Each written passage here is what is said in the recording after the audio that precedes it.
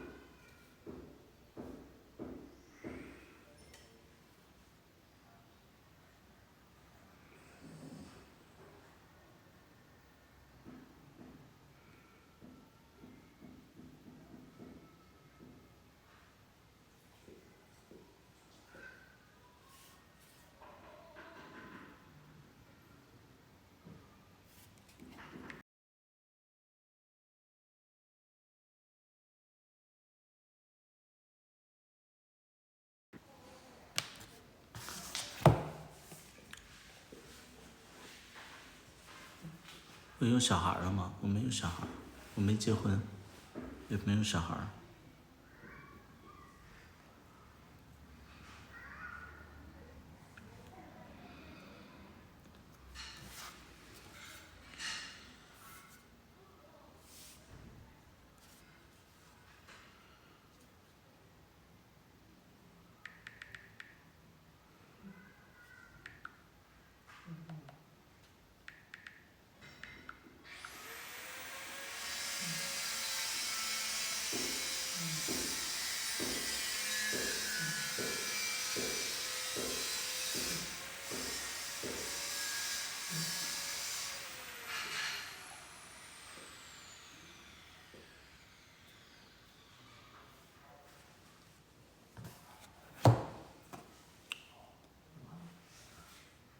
今天要讲什么故事？什么也不讲。拍新剧了吗？没有。芝麻三拍完没拍。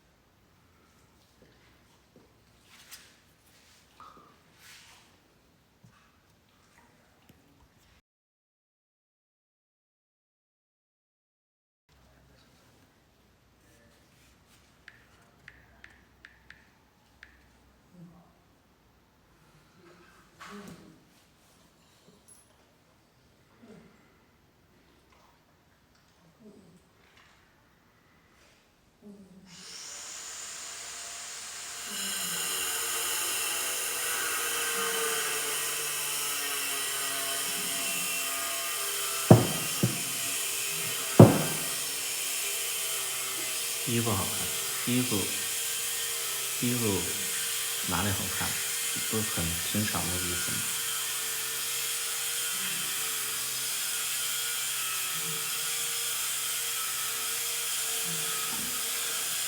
现在这个说是的。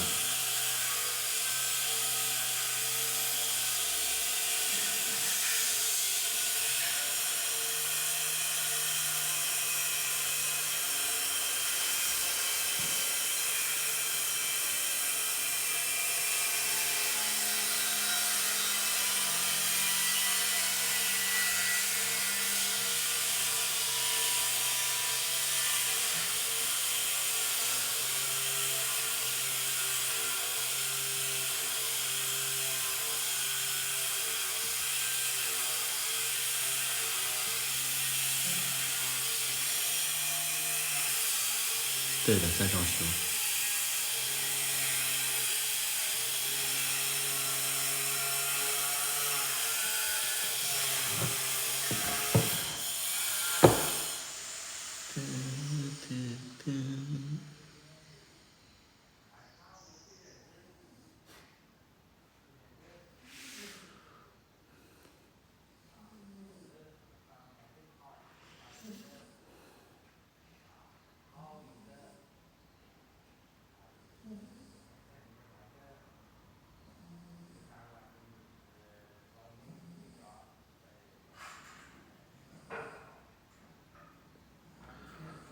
空城，那瓦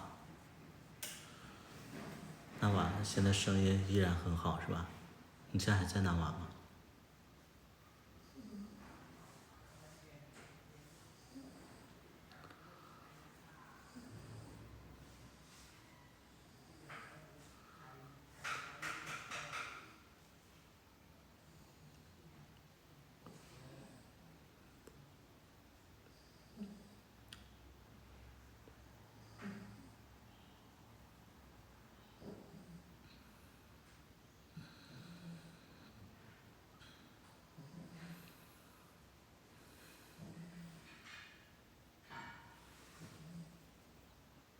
多收了94块钱，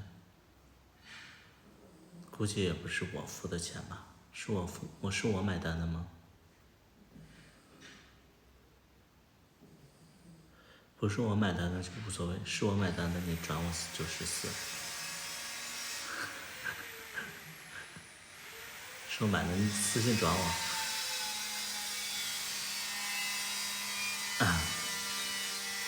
还钱。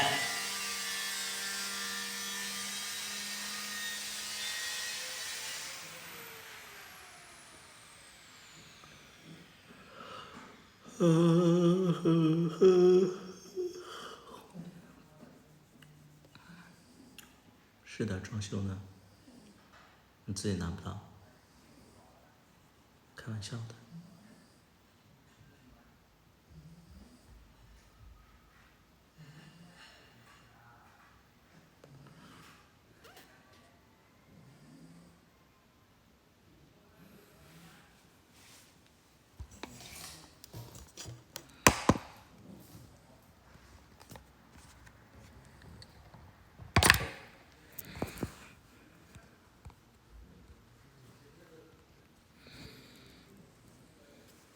谁在打呼噜？是他俩。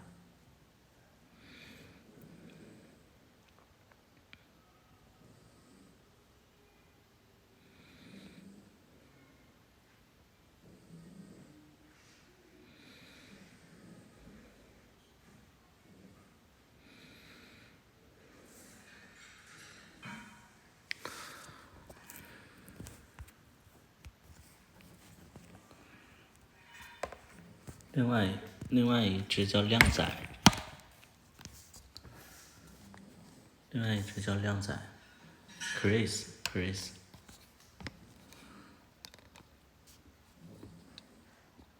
猫啊，猫丢了，猫自己跑出去了。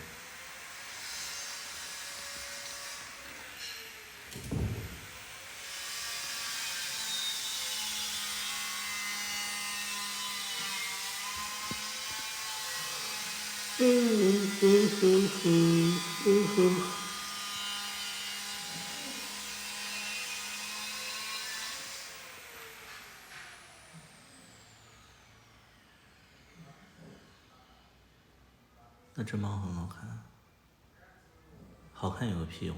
它丢了呀，它自己跑出去了，你不是丢了，它自己离家出走了。小大夫回深圳了，玩去了好像。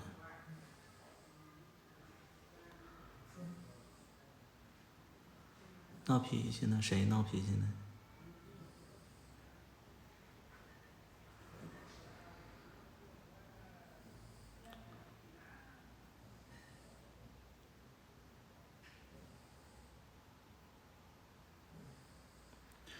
现在在哪里？我现在在惠州。装修呢，天就嘎嘎的。是的，一个人在惠州这边，那不是很自由了？一个人在惠州这边，那不很自由了？什么意思？你是我你，所以应该不自由吗？咋没有以前好看了？那你把眼睛戳瞎。喝酒了没喝酒？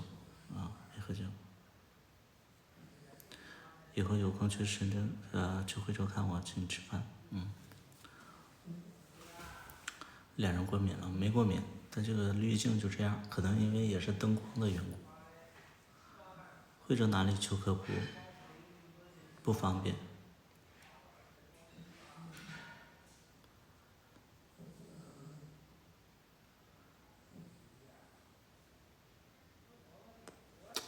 这个滤镜我就改不来，反正小大夫在我直播间里也是脸通红，咱也不知道咋改。这个还行，这就稍微好那么一点点。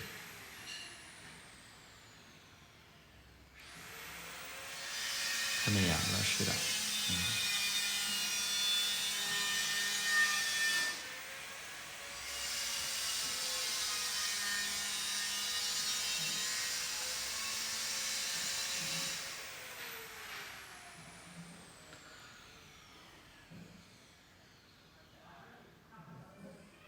主播哪里人？主播，你问祖籍还是现在在哪里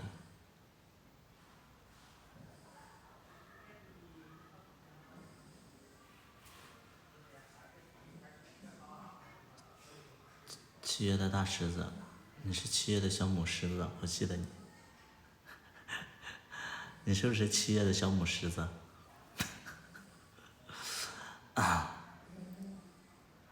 是你不？是你不？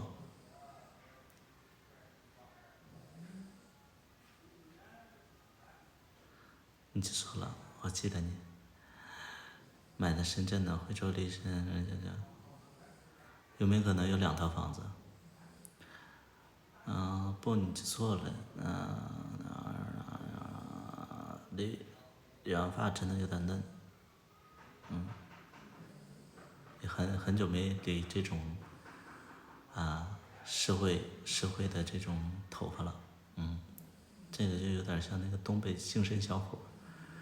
然后我再就是下巴再尖一点，就是那种整容脸。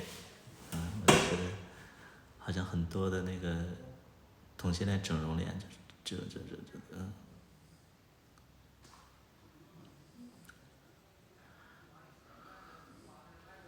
个人最帅还是芝麻师？那你没机会看到我最帅的时候，我最帅的时候可能比较私密啊，你可能看不到。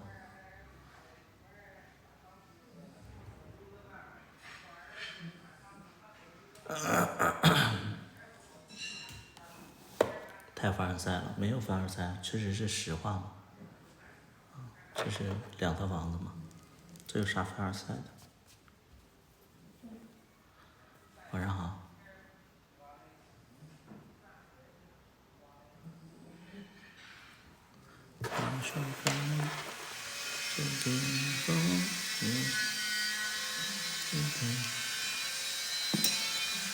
偶尔精致，偶尔沧桑，因为我就不太注重外表，没有时间注重这些东西。头发是自己理的，房子我是自己盖的。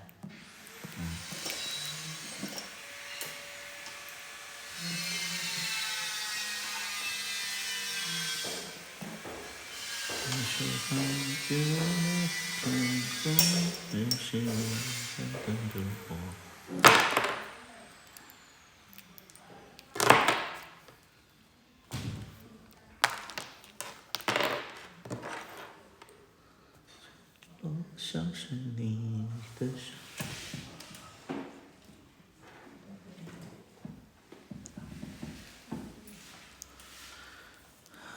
难找着我。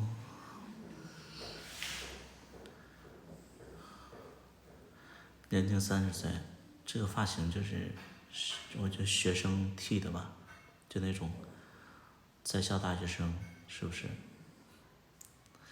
都东北在校大学生，就那种，比较东北，我觉得这个，反正我是很久不剪这种发型，就那种高中、大学的那种，我自己很久没剪这种发型了。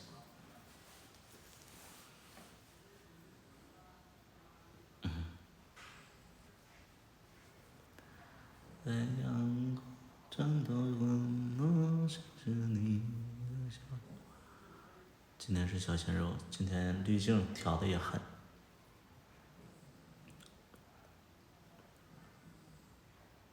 滤镜调的狠。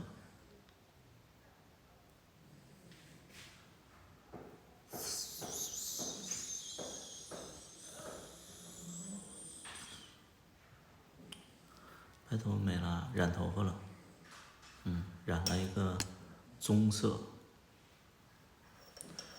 你演的那叫什么来着？啊，叫这很多，我也不知道你说哪个。我演了很多。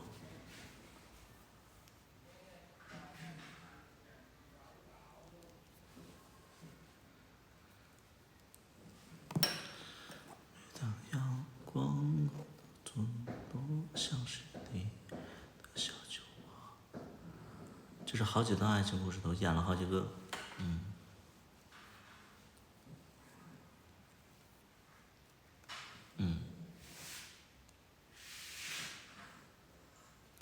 也不出新歌了，新歌没时间，装修呢，哪有时间写新歌？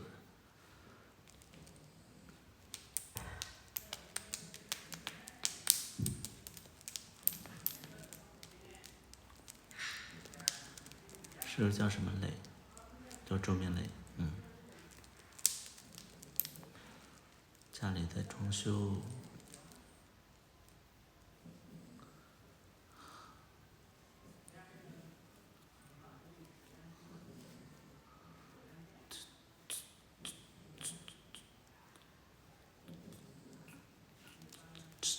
周明磊，你别跑。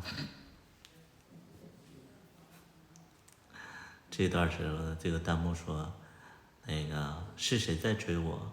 什么什么枇杷糖浆什么的。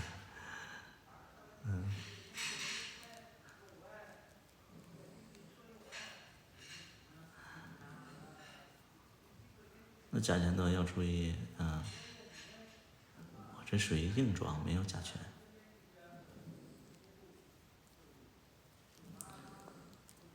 这属于硬装的，就是在砌墙之类的，砌墙砸墙，弄院子。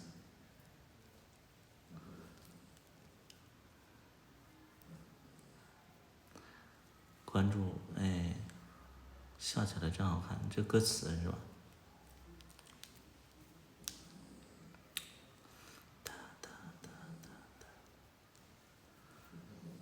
因为我这个是二手房子，买的二手房子，所以就是，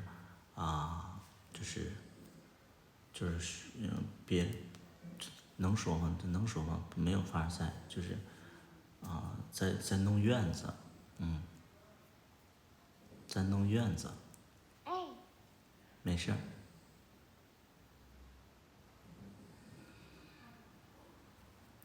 弄院子就需要那个弄门呐、然后用那个砌墙啊之类的啊，所以就是会比较麻烦一些。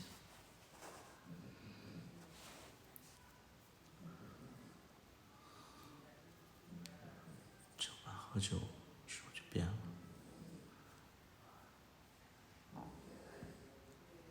所以你们感觉就是每个阶段的周明磊其实他不突兀，是不是？觉得周明磊一直在变化，是不是？就你们会觉得说周明磊每个阶段其实都不突兀吧？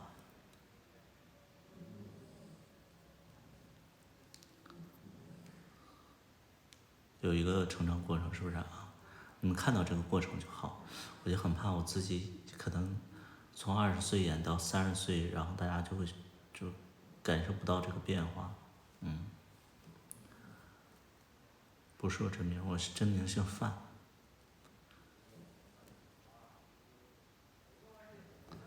个时候我还没看完，那个我还没看完。到哪里看？到 B 站。B 站。B 站呐 ，B 站。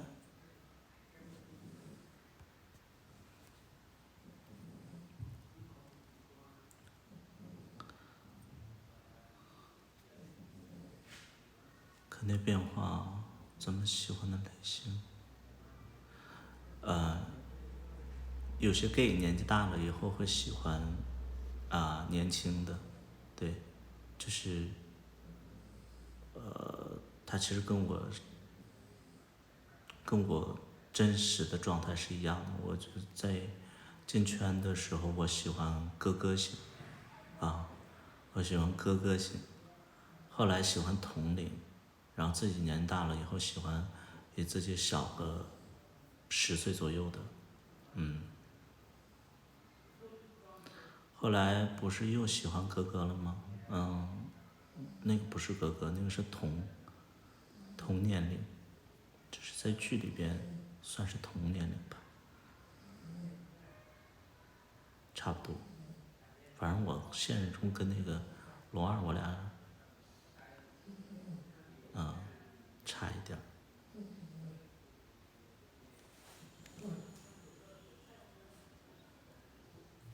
红照，对，红照。B 站可以发这个东西吗？这小王子。B 站可以看全集吗？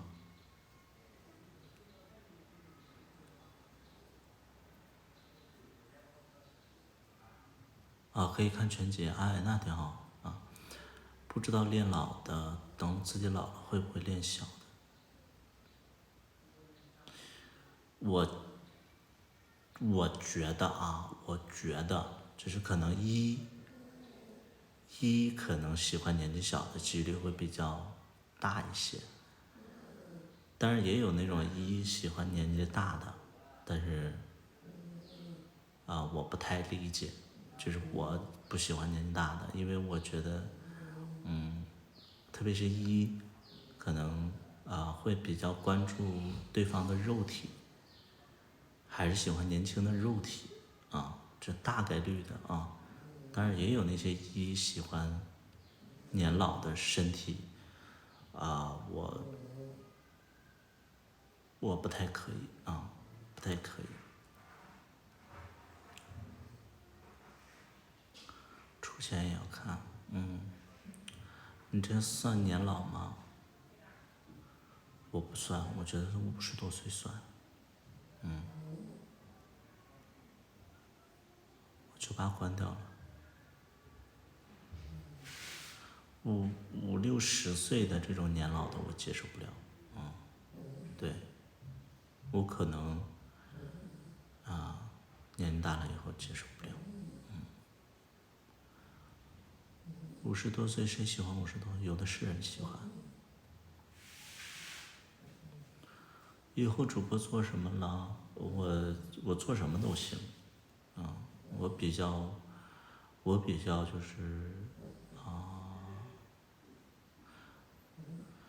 我适应能力比较强对，我适应能力比较强，我觉得我做什么都行。装修都装完了吗？没装完，估计得装到12月初因为这2天广东下雨了。年纪大的默默退出直播间。年纪大的我觉得只能做朋友，但你要说就是发生那个关系的话，我不行，我年纪大的我不行，除非你就是健身健得很厉害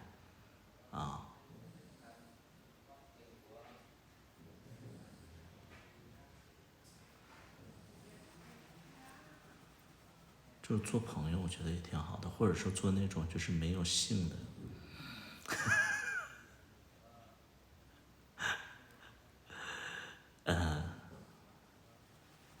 没有性的可以。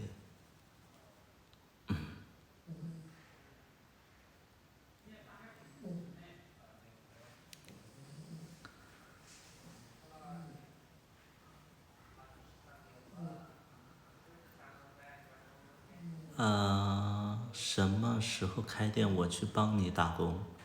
什么叫你去帮我打工？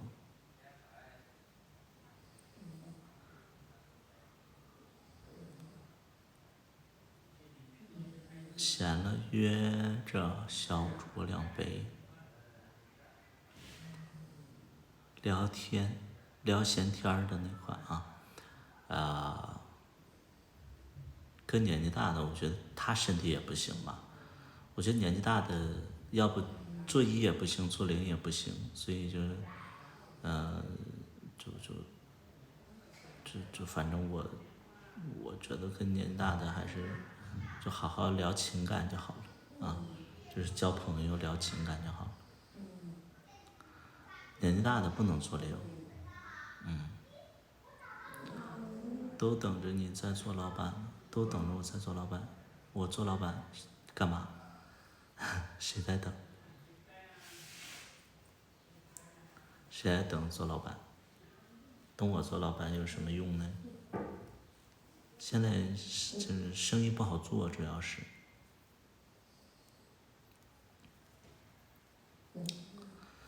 后了生应该安的赶紧等我家狗。我家狗声音也会，就是睡觉会打呼噜，2只狗都会。应该开影视公司，影视公司你万达影视都亏了多少钱了？你这博纳、万达、光线，还有那个华谊，对吧？都亏钱。大虎也在深圳吗？他在上海。他在上海，他在那边工作谈恋爱。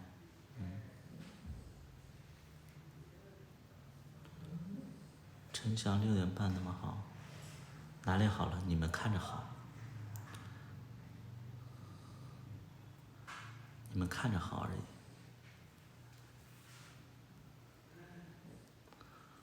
我们这些圈子里辐射到你，你用词儿你有点不太恰当啊，辐射到你们。我们是有害物质吗？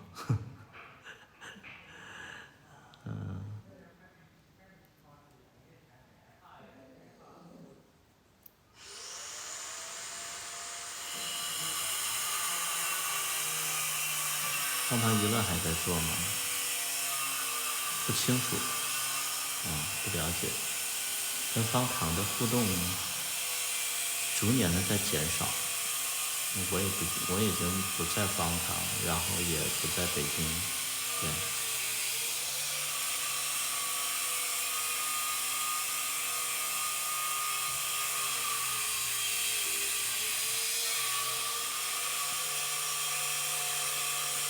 方糖不说，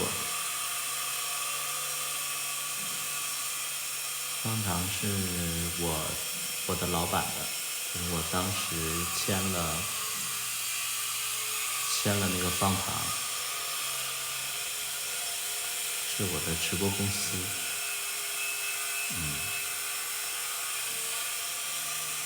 后来跟那个老板就成为合作伙伴了。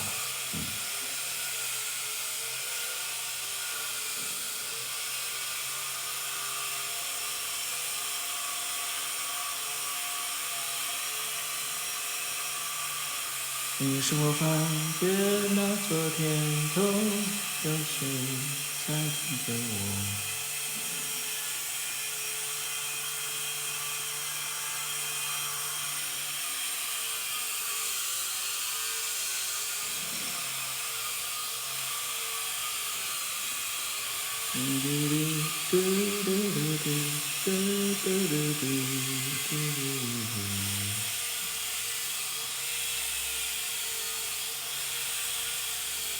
怎么喝了这么久啊？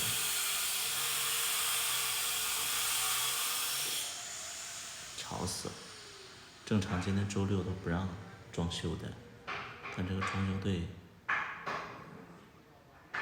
可能趁着这2天不下雨，赶紧把这个装好。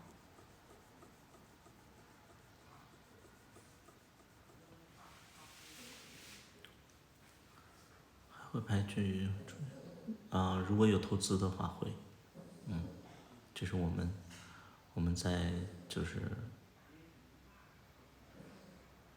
每一部剧开始的时候都要找投资。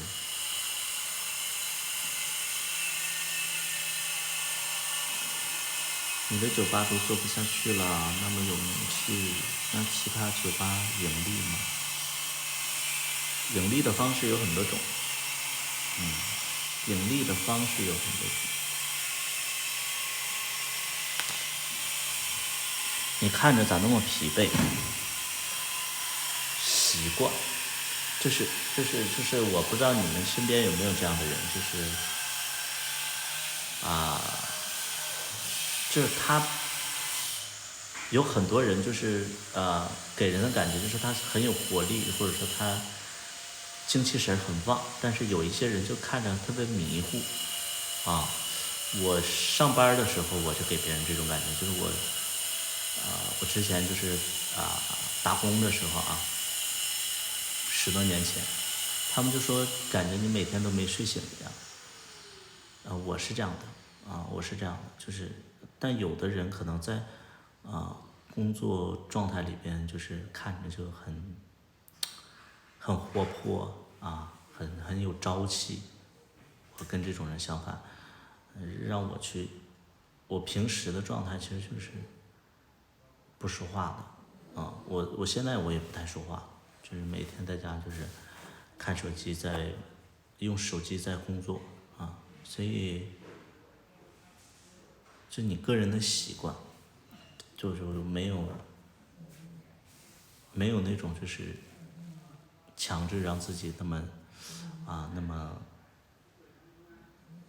那么在状态。你拍戏的状态，我拍戏的状态也是很困。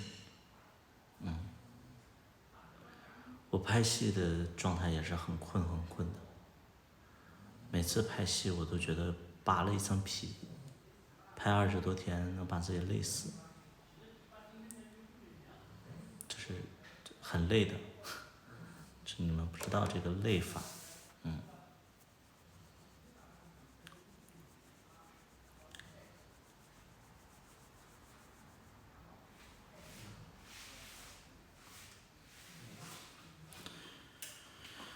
你说翻越那昨天歌，拍芝麻花了100个。如果说正常的花销的话是不止100个，是因为我们当时很多的工作都是有一个影视公司的这个大佬帮我做的，还有就是平时也是我自己在做。那你要是全交给别人的话，我觉得200万左右。他其实做影视方面的东西很累的。演员应该都是免费的，对，演员都是免费的。拍出来还不能宣传，是的，不能宣传你宣传你就等于这是自寻死路。赚了还是亏了？我们没有说赚了亏了，我们也不是以盈利为目的都是有钱人投资，然后我们就去拍，满足他的一些要求把他的故事写进片子里边，把它拍出来，然后大佬就出钱，然后我们就拍，我们也没有靠这个东西去赚钱。对，就是投资拍给投资人的，就是那类似爱情的怎么可以宣传？类似爱情怎么可以宣传？什么类似爱情？类似爱情是什么？捐款性质的。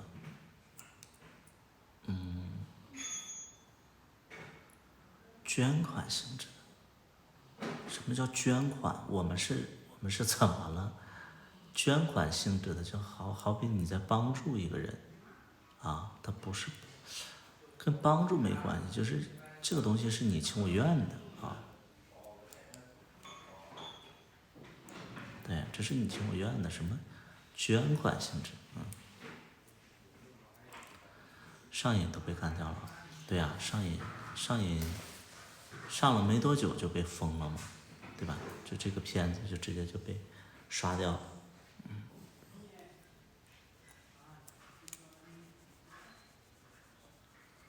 这个太正常不过了。就对我来讲的话，我们其实不敢做任何宣传，啊，不敢有这样的，因为中国没有这样的题材，啊，有的就是直接被砍掉了，扔地上就行，扔地上吧，好。比较成功的还是蓝宇，蓝宇现在你也看不了，有什么成功的？就是我觉得这对于现实来讲的话，他一点都不成功，他现在就看不了，啊，他是被封了，你所有的同性题材都会被封，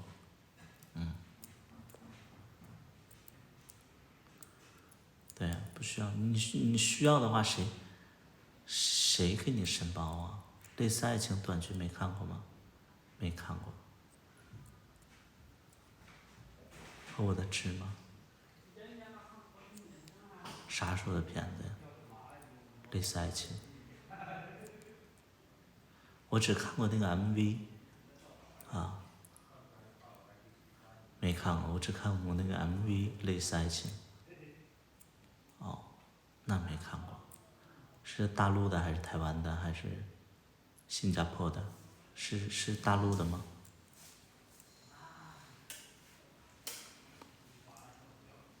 好早之前哦，那我不知道，那估计现在也看不了了吧？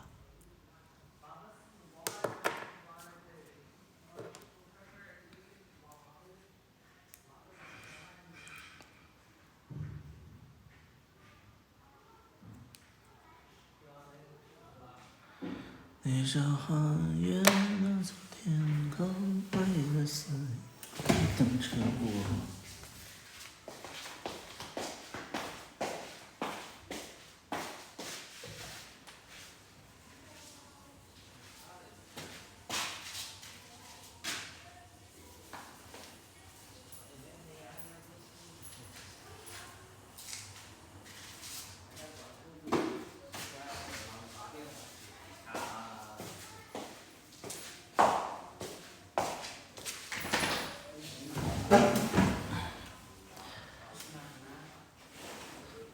老隐晦了，没看过。送你一朵小红花，送你一朵小红花也是这个题材的吗？我没看。送你一朵小红花也是这个题材的？回来，Monkey，过来。易烊千玺啊，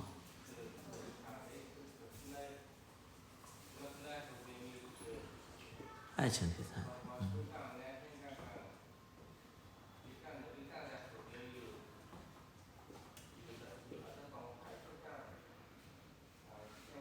所以也就像我们这种剧，其实就挺疯狂的，就是我们在这种自制类的这种片子里边，我们不能盈利。如果我们要盈利的话，这个事儿就大了，所以我们不盈利的。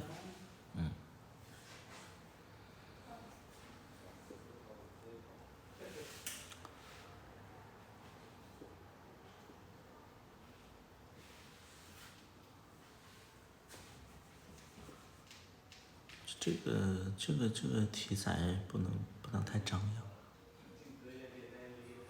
不能太张扬。张扬就是有点在玩火，对你不能玩火。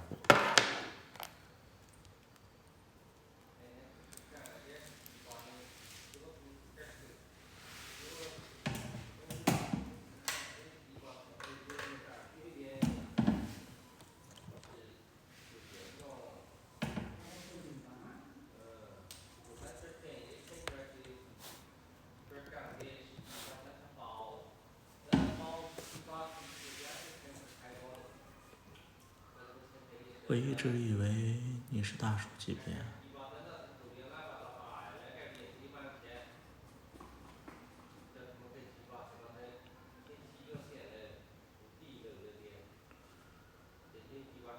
我这个年纪，这个长相，我觉得挺正常的吧。我觉得是一些圈子里的一些人，他们不正常。就是我这个长相，在这个圈子里的直男来讲的话，都长这样了，对吧？有家庭的不都长这样吗？就是你们看的那些网红啊什么的，包括怎么样，他们都是有滤镜的，他不是你线下你就没看见他们长什么样，就你周围的表哥呀，什么什么亲哥哥呀，他们在我这年纪都长这样，只不过就是我不爱用那些美颜呐，或者说你见过一个男的去没事去做美容吗？一般的就圈子里的很多人，他为什么看着年轻啊？他就做美容啊，没事去打个什么什么什么玻尿酸呐、打个水光针呐、所以他们看着比较年轻，没有恶意。对，我也没说你有恶意，我说我这个挺正常的。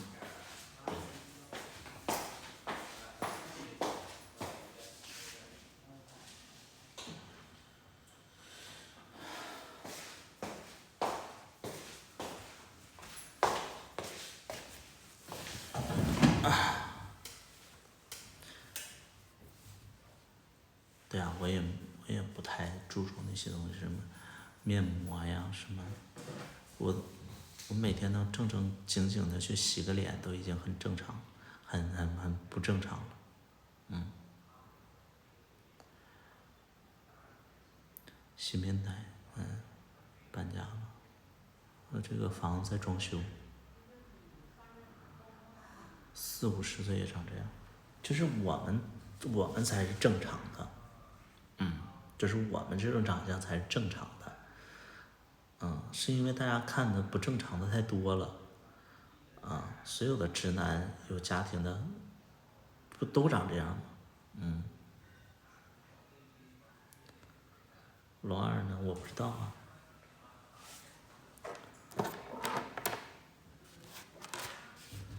感觉很累的样子。直播就是这样，直播就是直播费眼睛，就是因为它这个屏幕啊，就太小了。林志颖为啥像20多岁呢？林志颖什么生活，你什么生活？说那话都废话。林志颖一天有什么活啊？你你你的生活跟林志颖生活是一回事吗？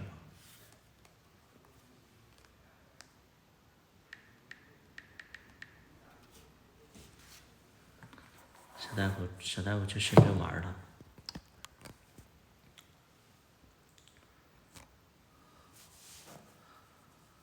小大夫去深圳出去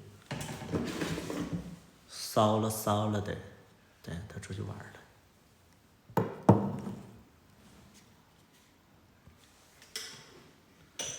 把你丢家了。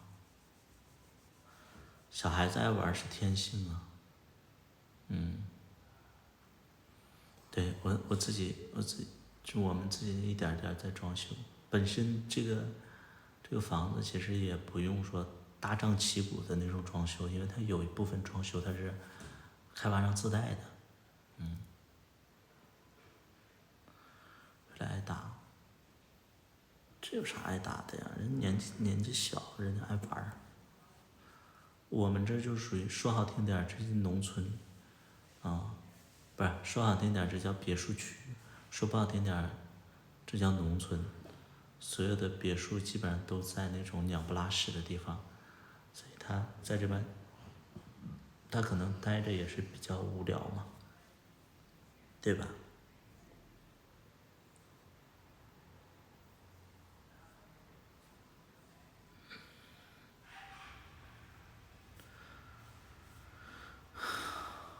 在县城还是在市区？我不知道，我不知道，我不知道，就是它算是县城还是市区，不知道。对，别墅都在鸟不拉屎的地方，基本上所有的你们看到别墅，基本上都在那种外卖能到的，外卖能到。深圳的朋友多吗？不太多，就是小大夫他可能就是他所谓的朋友，就是吃吃饭之类的，也不会有金钱往来，然后也就是 A 出去喝个酒之类的。他觉得这个就是在他这个年纪的朋友，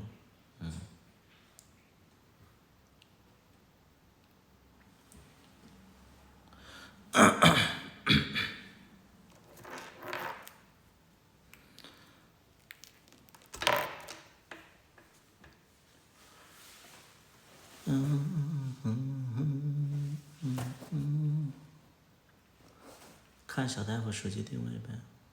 看什么呀？看他定位能干什么？他的定位，你看他定位能干什么？查岗。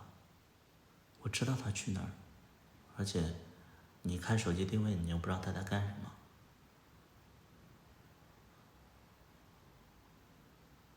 对吧？你是熟知地图上每一个位置吗？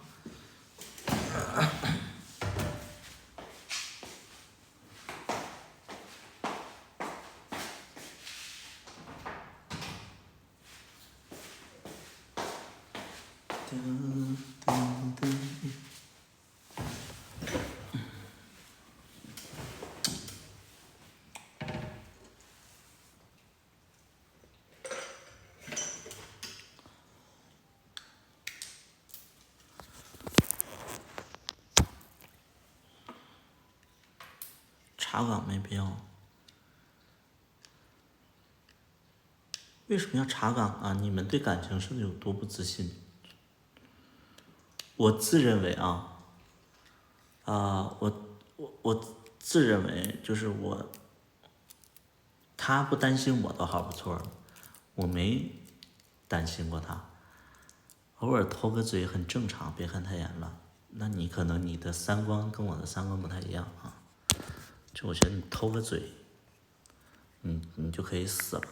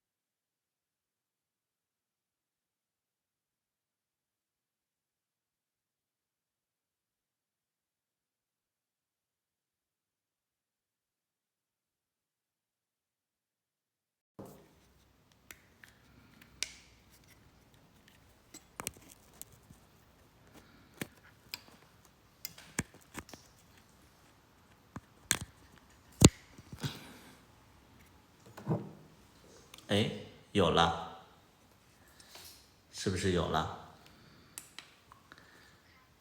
？1212，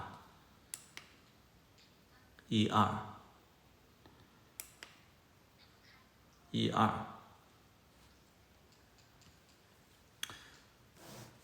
刚才有人说我盲目自信，我觉得你说我盲目自信的这个人呐、就是管好你自己啊，就我不知道，就是我到底有，就是怎么着你了？你天天说我盲目自信啊，我我觉得我条件还不错啊，要房子有房子，要车有车，你就天天管人家干什么呀？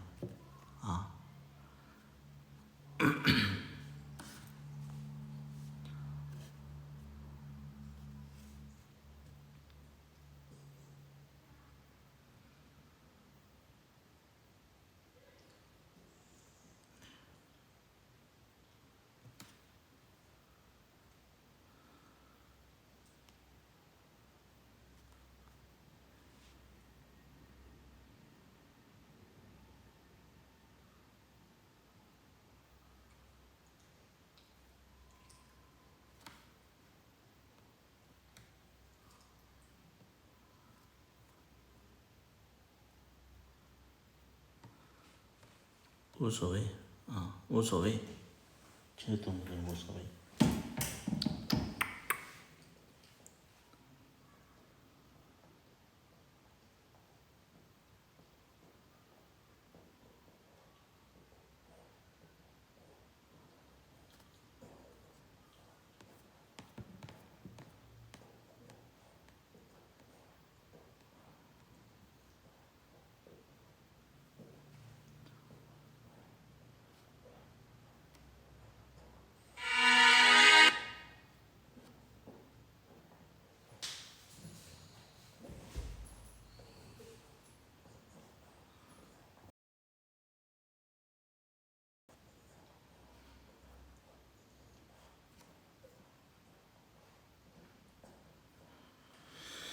哎呀，我这个有点儿，我这个有点儿不会整了。12，12。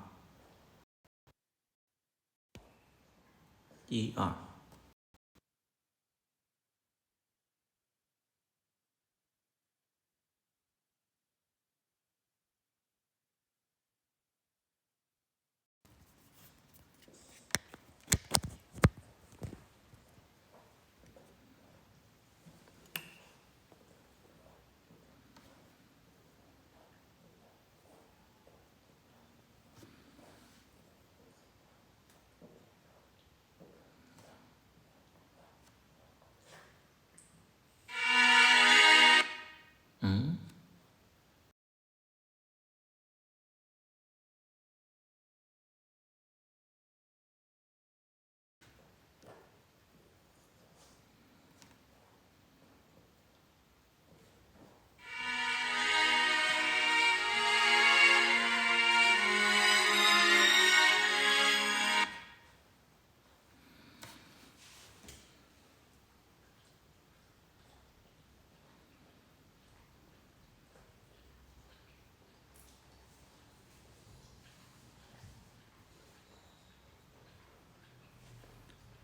我有点儿不会弄这个了。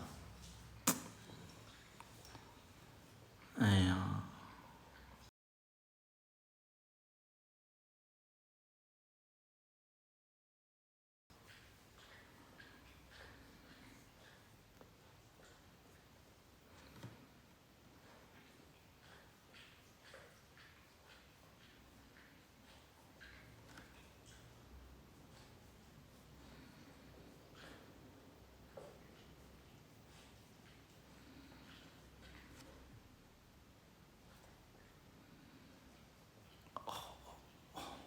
没电这个。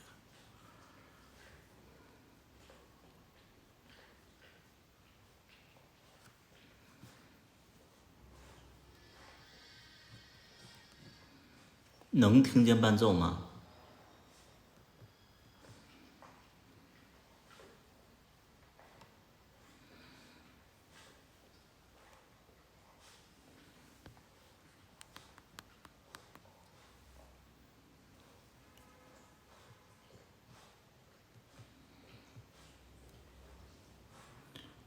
声音很小吗？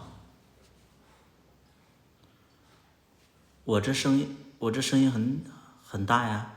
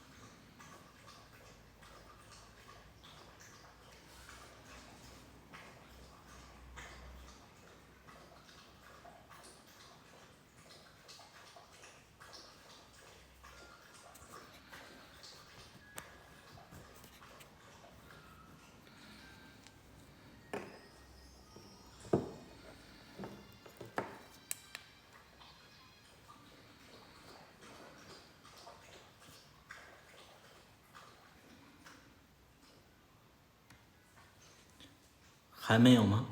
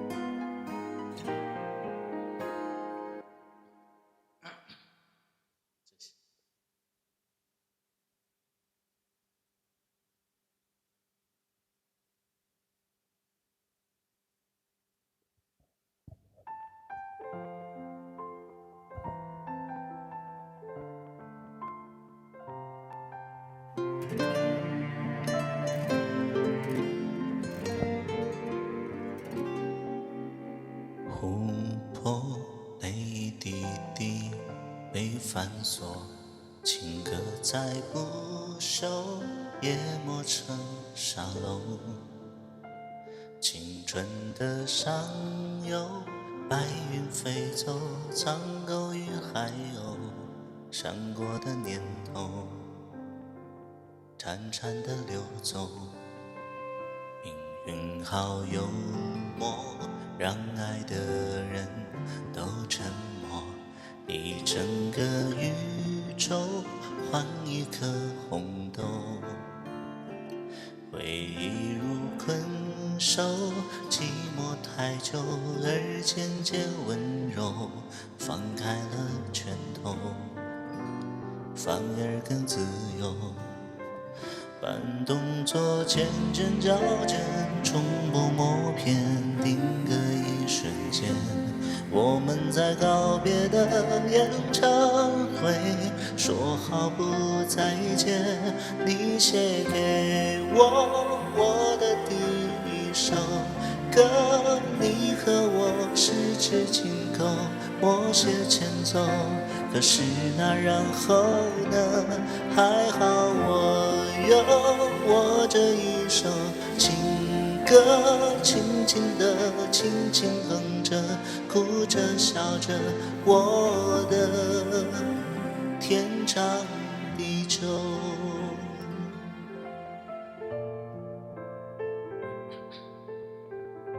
混响声太大了，但是我不会调。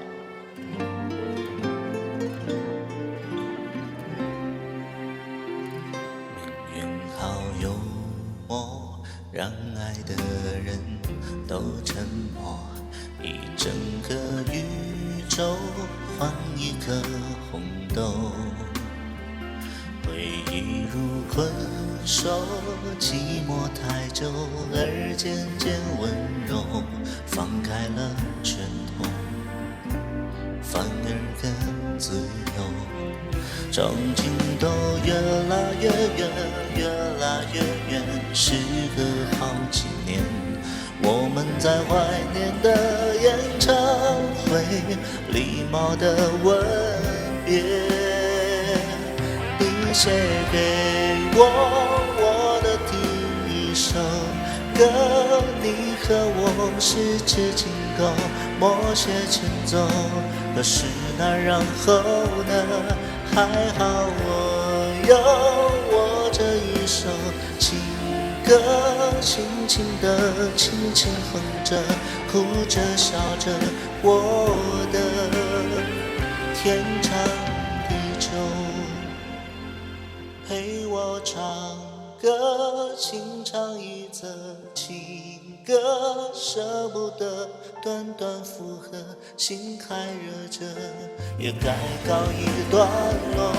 还好我有我这一首情歌，生命宛如静静的相拥的河，永远天长地久。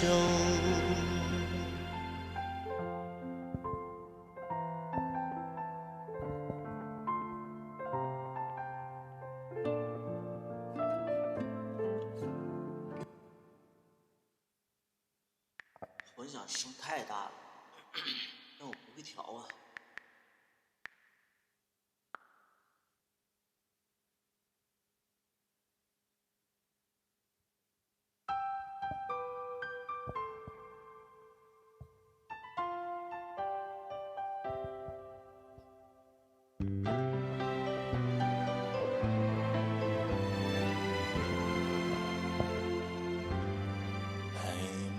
好好的感受雪花绽放的气候，我们一起颤抖，会更明白什么是温柔。还没跟你牵着手走过荒芜的沙丘，可能从此以后学会珍惜天长和地久。有时候我会相信一切有尽头，相聚离开都有时候，没有什么会永垂不朽。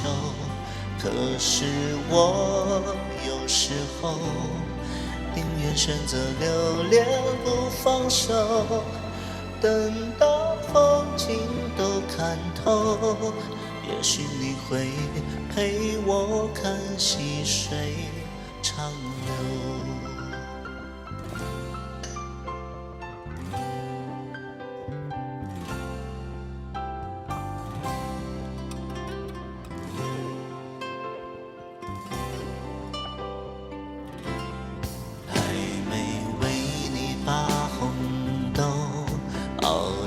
缠绵的伤口，然后一起分享，会更明白相似的哀愁。还没好好的感受，醒着亲吻的温柔，可能在我左右，你才追求孤独的自由。有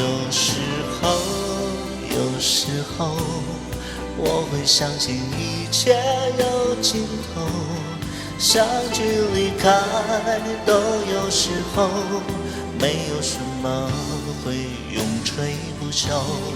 可是我有时候宁愿选择留恋不放手，等到风景都看透，也许你会陪我看细水长长流。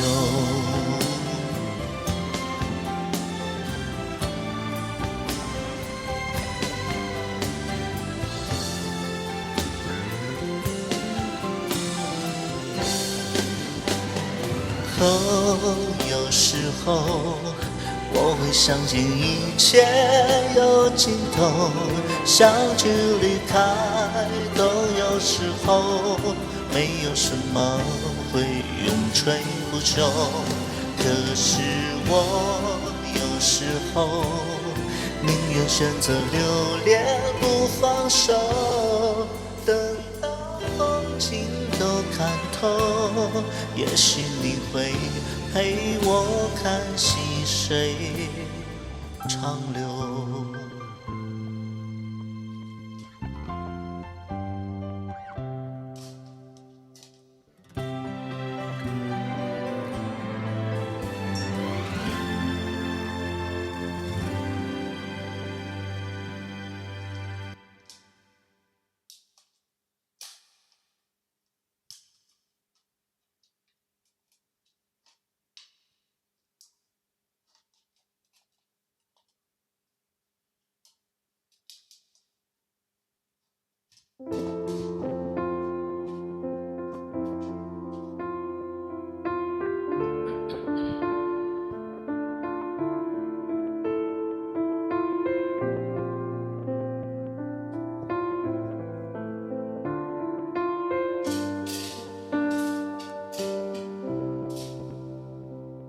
忘了谁先燃起战火，那无端的折磨，一切究竟为了什么？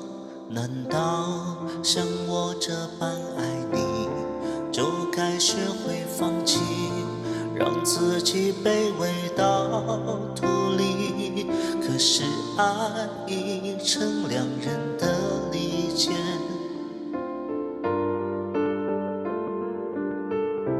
用尽伤人的话去说，都没想能不能收得回呀。住口之后却更失落，也会更难过，这又是何苦呢？自问到底舍不舍得？舍不得舍爱一生都成恨了，眼泪究竟是为谁啊？谁输谁赢啊？谁又真的在乎呢？反正都伤了。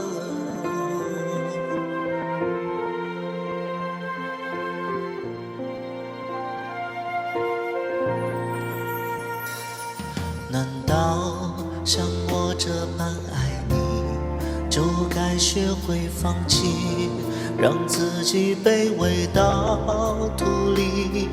可是爱已成两人的利剑，了解彼此最能意会出界限，用尽伤人的话去说，都没讲能不能收得回啊。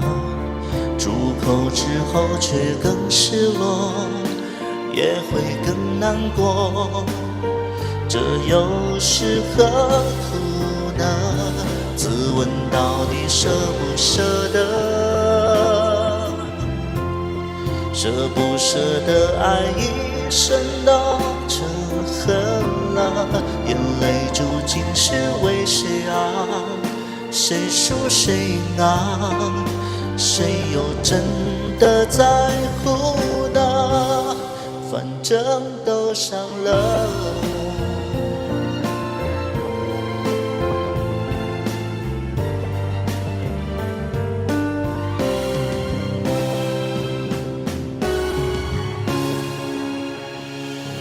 用尽伤人的话去说，都没想能不能收得回啊。出口之后却更失落，也会更难过，这又是何苦呢？自问到底舍不舍得？舍不得爱一生都成恨了，眼泪究竟是为谁啊？谁输谁赢啊？谁又真的在乎呢？反正都伤了。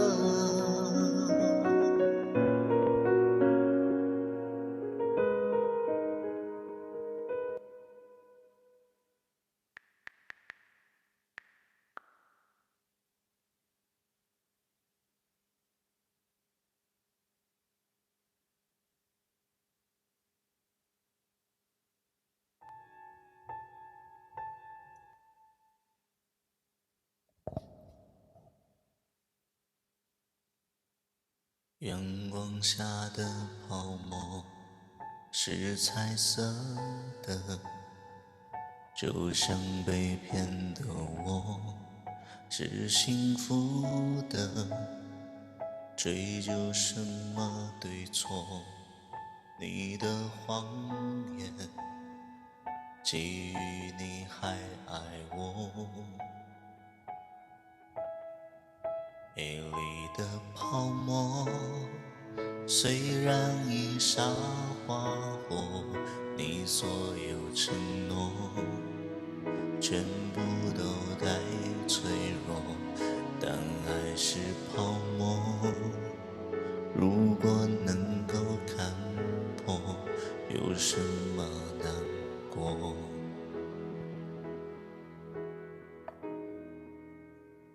早该知道泡沫一触就破，就像已伤的心不胜折磨，也不是谁的错，谎言再多，基于你还爱我。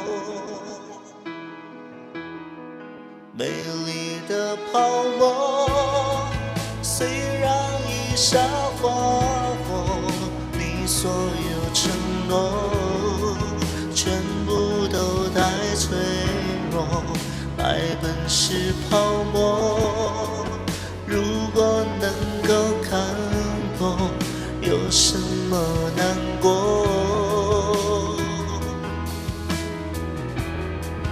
再美的花朵盛开过就掉落，再亮眼的星一闪过就坠落。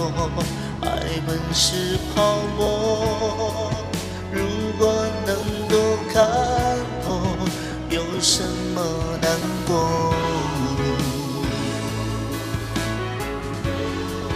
为什么难过？有什么难过？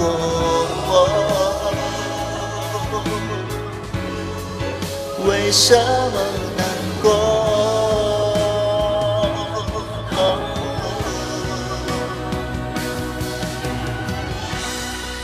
全都是泡沫，只遗下的花火，你所有承诺全部都太脆弱，而你的轮廓怪我没能看破，才如此难过。我相爱的把握，要如何再搜索？相拥着寂寞，难道就不寂寞？爱本是泡沫，怪我没能看破，才如此难过。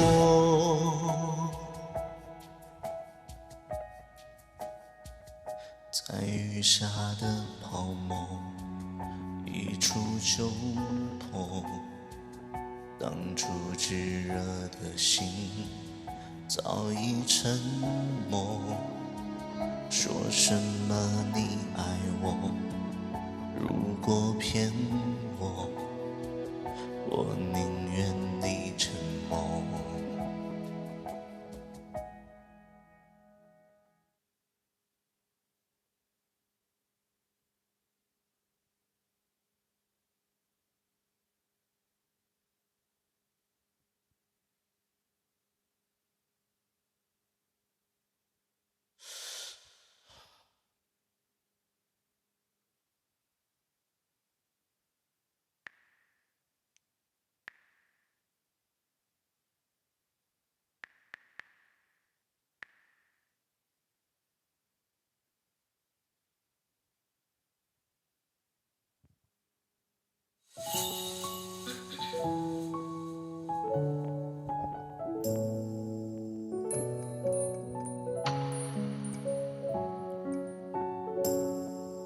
想说的多的记不得，星球揉成了团被谁偷走，孤单眺望云海的时候，你我某个巷子碰头，背着小小的重重的梦，居住回忆，天色往指尖流走，化作飞翔穿梭闹市的风。你笑了，我笑了。你说翻越那座天空，会有谁在等着我？梦是会开花的云朵。每当阳光穿透滚落，像是你的小酒窝，在阳光的最深处暖暖照着我，成就了我的那首歌，更成就了你的一样生动。打伞当过大雨的时候，许过愿早晚有晴空，背着翻山越岭那个梦，拽住命运一手在路口等我，叫看清我的人已晓得，相信我懂得我。你说翻越那座天空，会有谁在等着我？梦是会开花的云朵。每当阳光穿透滚落，像是你的小酒窝，在阳光的最深处暖暖照着我。你说翻越那座天空，会有谁的花等我？一朵一朵天蓝粉红，幸好跟你走到了退。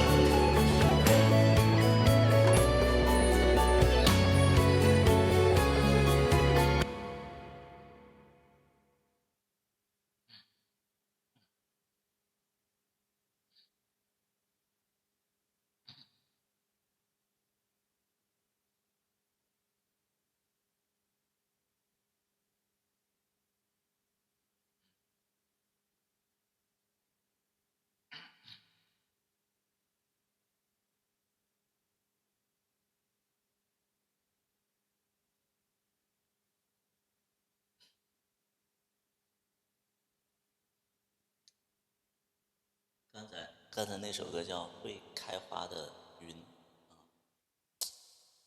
我其实吧，我听不清我自己唱的，就它这个混响太响了，然后这个调我还不会调，因为它没有声卡。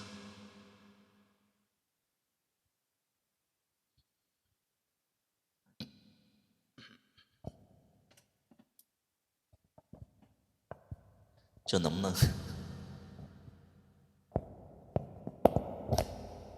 关键我这个麦克风，大家还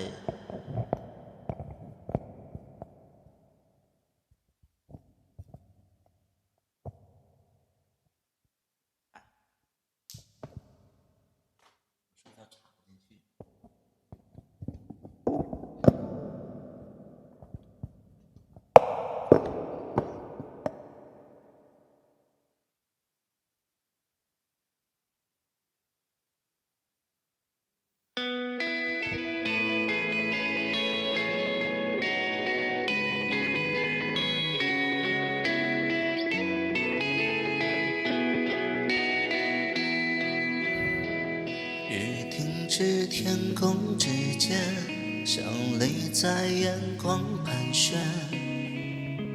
最后一次见面，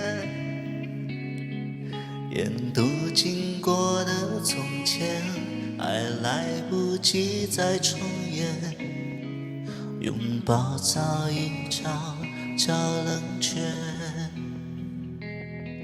海潮声淹没了离别时的黄昏，只留下不舍的体温。星空下拥抱着快凋零的温存，爱只能在回忆里完整。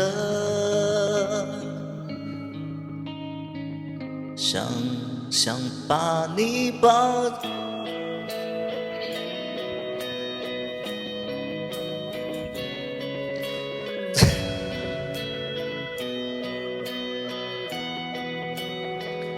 如果这是最后的一夜，在你离开之前，能否让我把故事重写？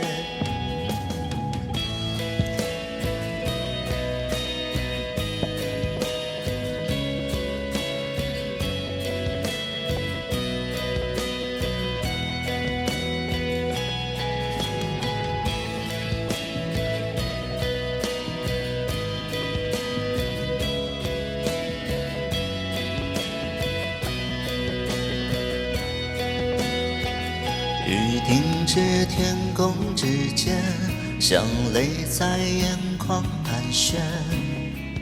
至最后一次见面，沿途经过的从前，还来不及再重演。拥抱早已悄悄冷却，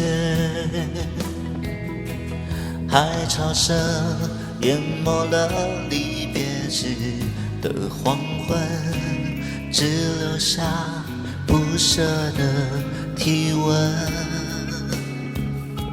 星空下拥抱着快凋零的温存，爱只能在回忆里完整。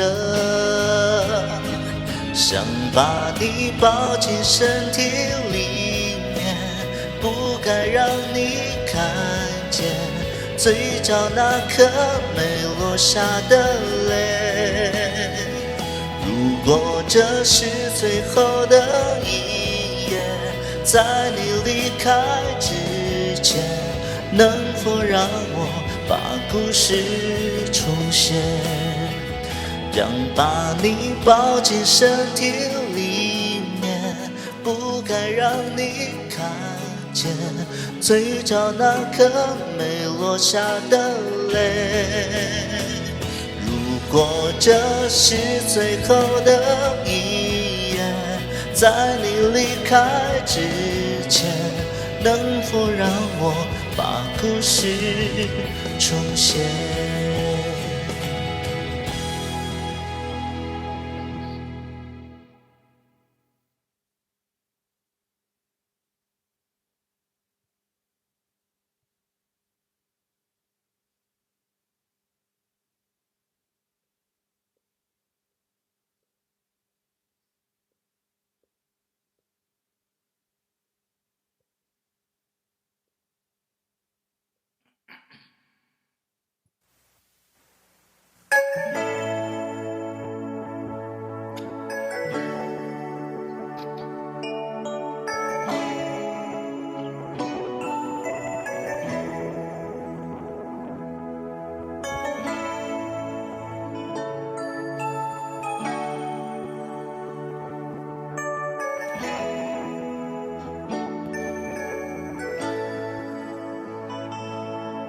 轻轻叫醒沉睡的心灵，慢慢张开你的眼睛，看看忙碌的世界是否依然孤独地转个不停。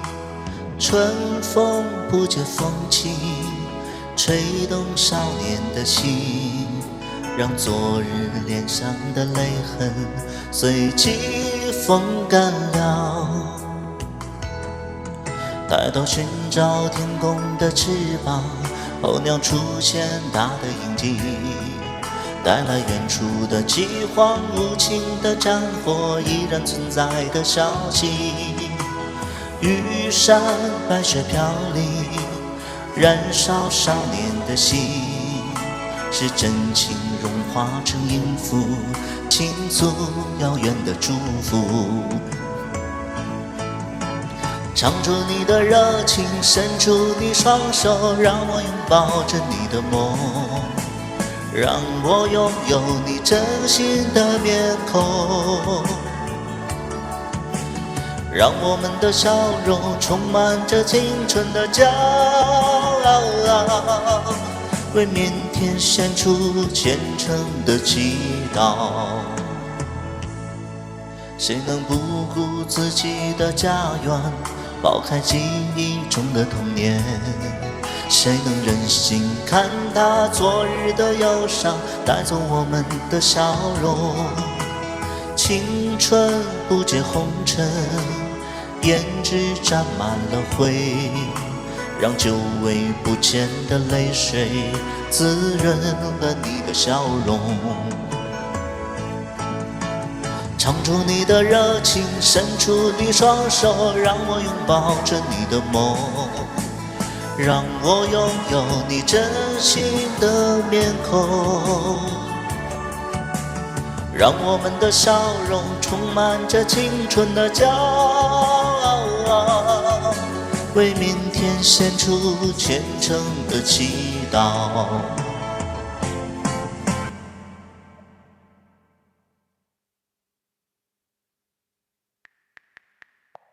唱一首我这个年纪该唱的歌。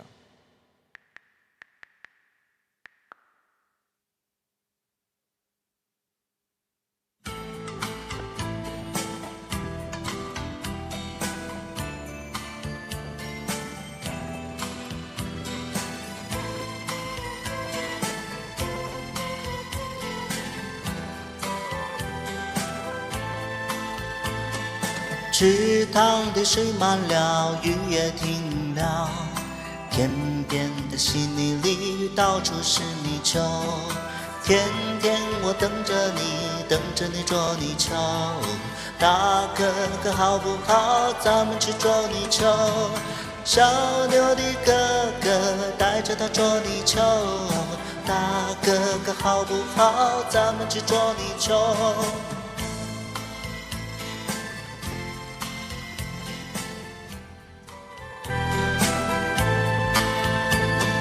池塘的水满了，雨也停了，天边的稀泥里到处是泥鳅。天天我等着你，等着你捉泥鳅。大哥哥好不好？咱们去捉泥鳅。小牛的哥哥带着他捉泥鳅。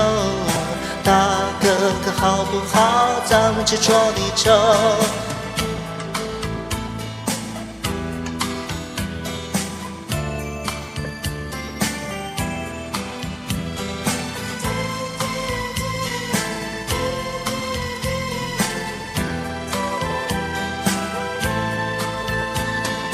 池塘的水满了，雨也停了，天边的稀泥里到处是泥鳅。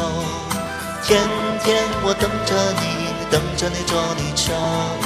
大哥哥好不好？咱们去捉泥鳅。小牛的哥哥带着他捉泥鳅。大哥哥好不好？咱们去捉泥鳅。小牛的哥哥带着他捉泥鳅。大哥哥好不好？咱们去捉泥鳅。大哥哥好不好？咱们去捉泥鳅。大哥哥好不好？咱们去捉泥鳅。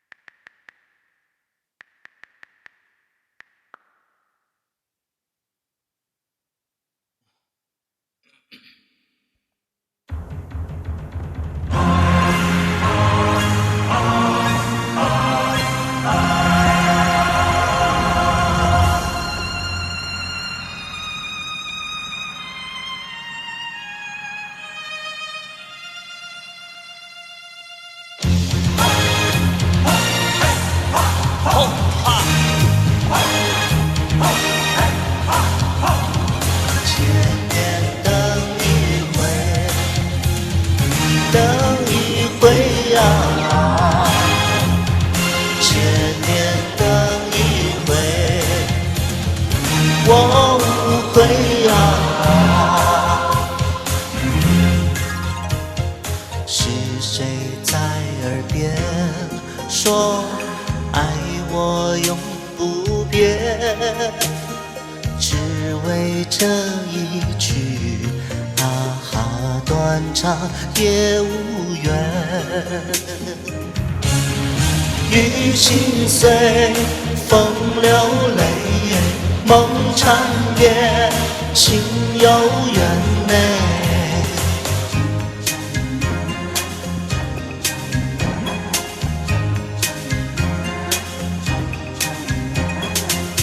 西湖的水，我的泪，我情愿和你化作一团火焰。啊啊啊啊！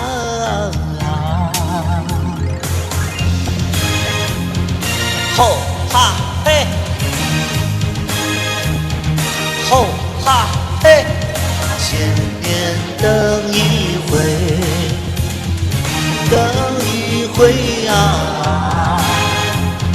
千年等一回，我无悔啊。雨心碎，风流泪，梦缠绵，情有缘内。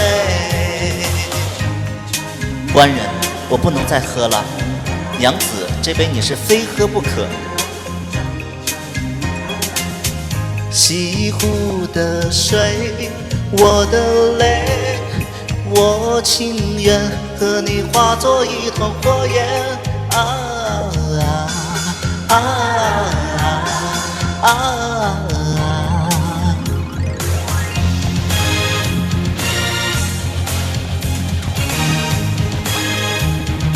吼哈嘿，千年等一回，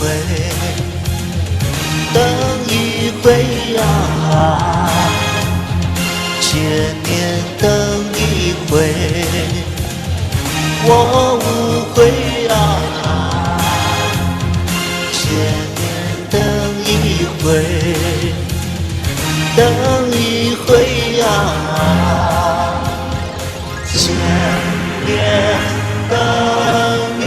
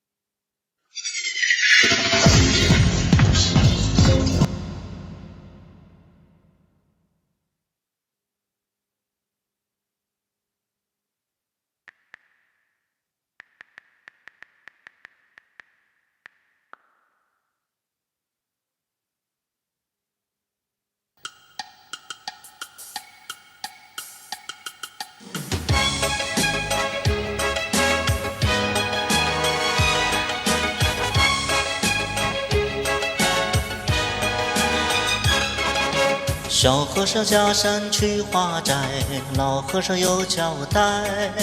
山下的女人是老虎，遇见了千万要躲开。走过了一村又一寨，老和尚暗自揣，为什么老虎不吃人，模样还挺可爱。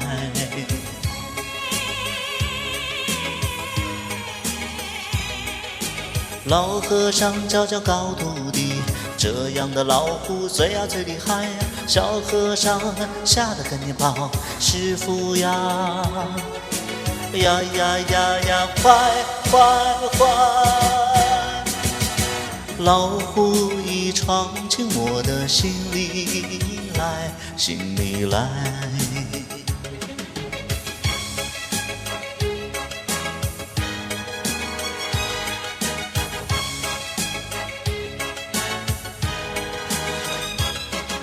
小和尚下山去化斋，老和尚有交代。山下的女人是老虎，遇见了千万要躲开。走过了一村又一寨，小和尚暗自揣，为什么老虎不吃人，模样还挺可爱。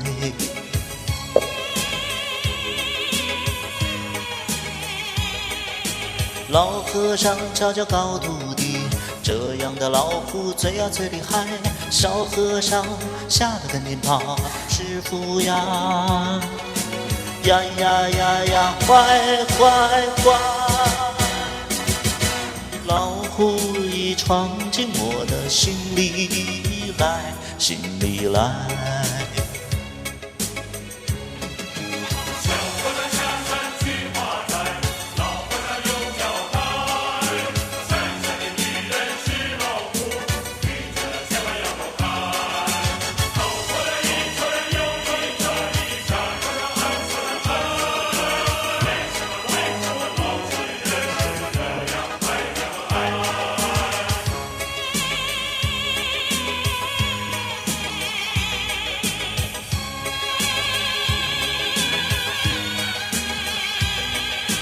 老和尚教教高徒弟，这样的老虎最最厉害。小和尚吓得赶紧跑，师傅呀，呀呀呀呀，快快快！老虎已闯进我的心里来，心里来。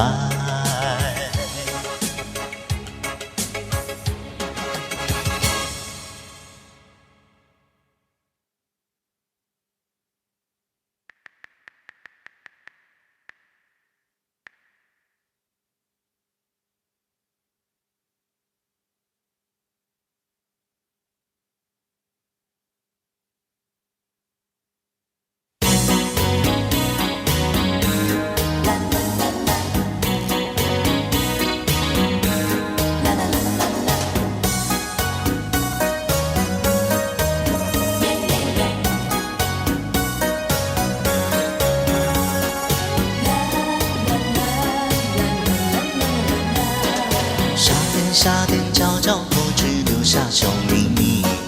呀，心底呀，心底不能告诉你。晚风吹过，温暖心底，我又想起你。多甜蜜，多甜蜜，怎能忘记你？不能忘记你，把你写在日记里。不能忘记你，心底想的还是你。浪漫的夏季，还有浪漫的一个你。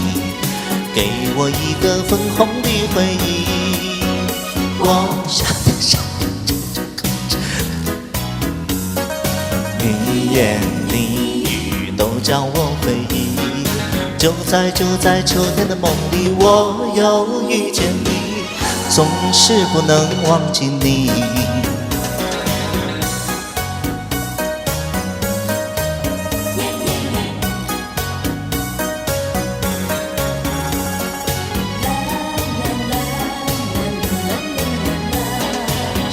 夏天悄悄过去，让掉秘密。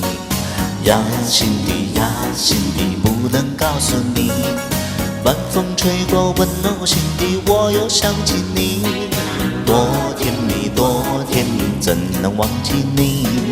不能忘记你，把你写在日记里，不能忘记你，心里想的还是你。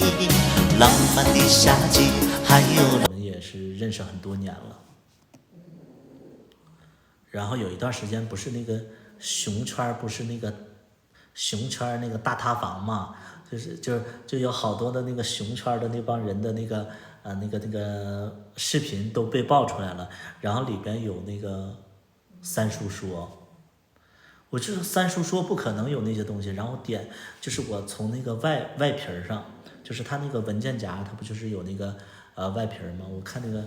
我说这个不是三叔说，因为我跟三叔说认识啊，只不过长得真的是有一点点神似，但那个绝对不是三叔说。然后我点进去也是，因为没有那个视频，然后点放大了那个头像就不是三叔说，所以你就说这种恶意的这种诋毁，你没有办法解释的。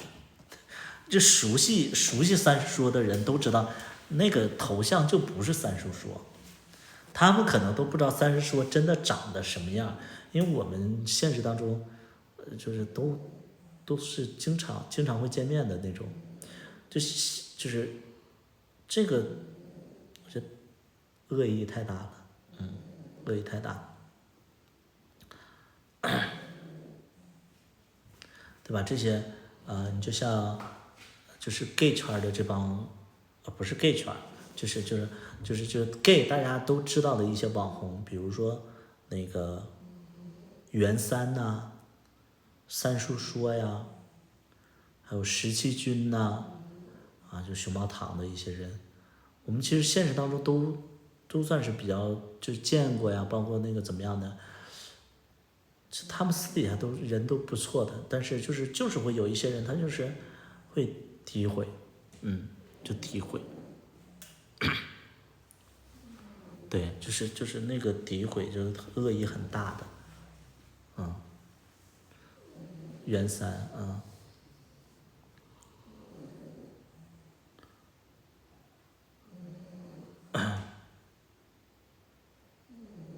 但是你看这么多年，没有我的黑料，这么多年你们没发现吗？没有我的黑料，网上没有任何我的黑料，我觉得就是有我的黑料的话，我觉得我这些黑粉应该都特别解气，就特别解气的，就是就说锤我，但没有，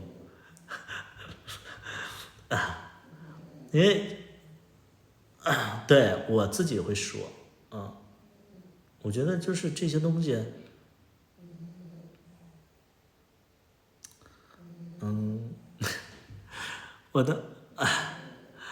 我能说句实在话吗？就是我觉得那些，就是塌房的，一般都是零，零会比较爱塌房，因为有的零啊真的是糊涂，会拍一些视频，像我们都是拍别人，所以我们没有什么东西啊，对吧？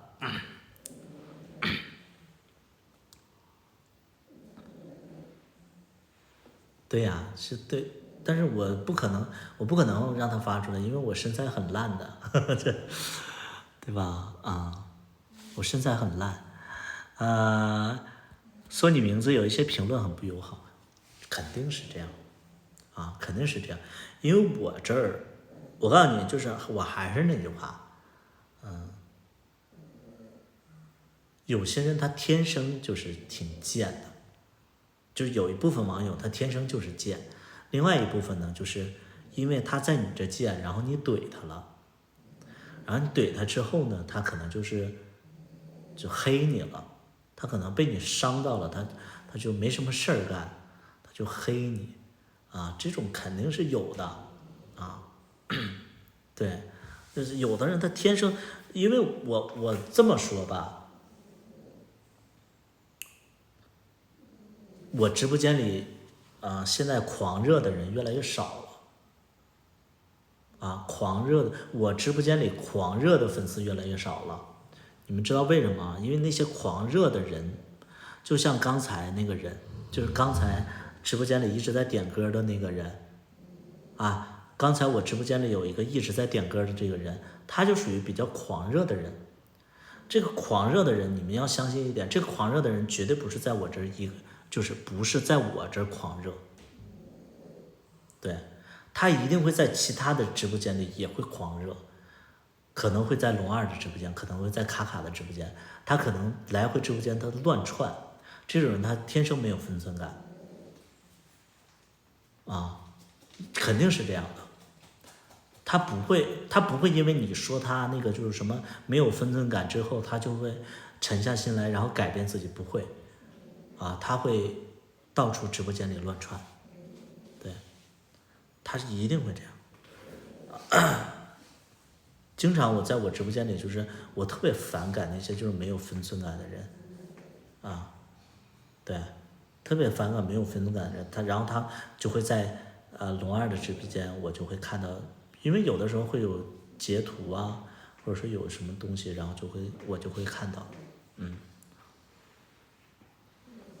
就是这样，就是这些人他们就是不会因为你怼他，他就会改变，他相反的他会做自己，龙二是不是比戏里还暖还软爱？软爱是什么意思？你们打字稍微打的什么叫软爱啊？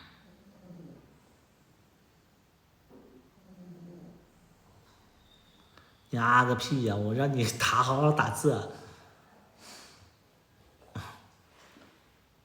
龙爆粗口了，他为什么爆粗口啊？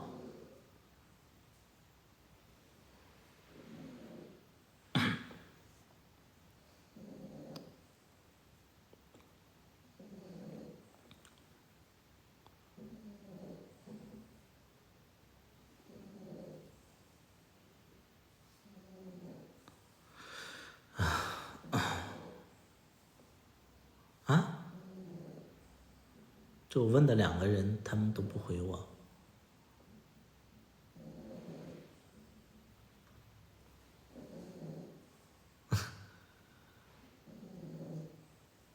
评论没分寸，没分寸到什么地步啊？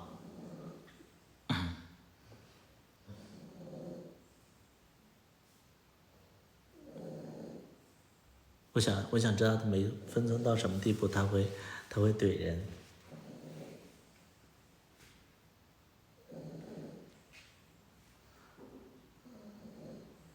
Q4是我的，是卖了，那个 Q4也是我的，也卖了。啊，脱裤子啊，对，就是这样啊。我就觉得这种评论啊，就是什么让那个主播能不能脱衣服、脱裤子之类的，就是这种评论，可能就是你们观众看着还好，但是在我们主播的眼里，我就觉得说这个人他妈脑子有问题，就我觉得这是侮辱人。就是侮辱人，就这种评论，我觉得是侮辱人。有一次说他丑，我觉得没有人会说他丑，我觉得他可能，他可能说的就是你没之前好看了，就是会不会是这种情况啊？当事人能非常清楚的感觉到，这是一种侮辱吗？就有的人可能会觉得说，你没有之前好看了。那我在我的直播间里经常会有这样的人，我就说你完全可以不用这么说。你什么我颜值巅峰在哪个阶段怎么样？我让你挑上了，就是你赶不上我颜值巅峰的时候，你还好意思说呀，对吧？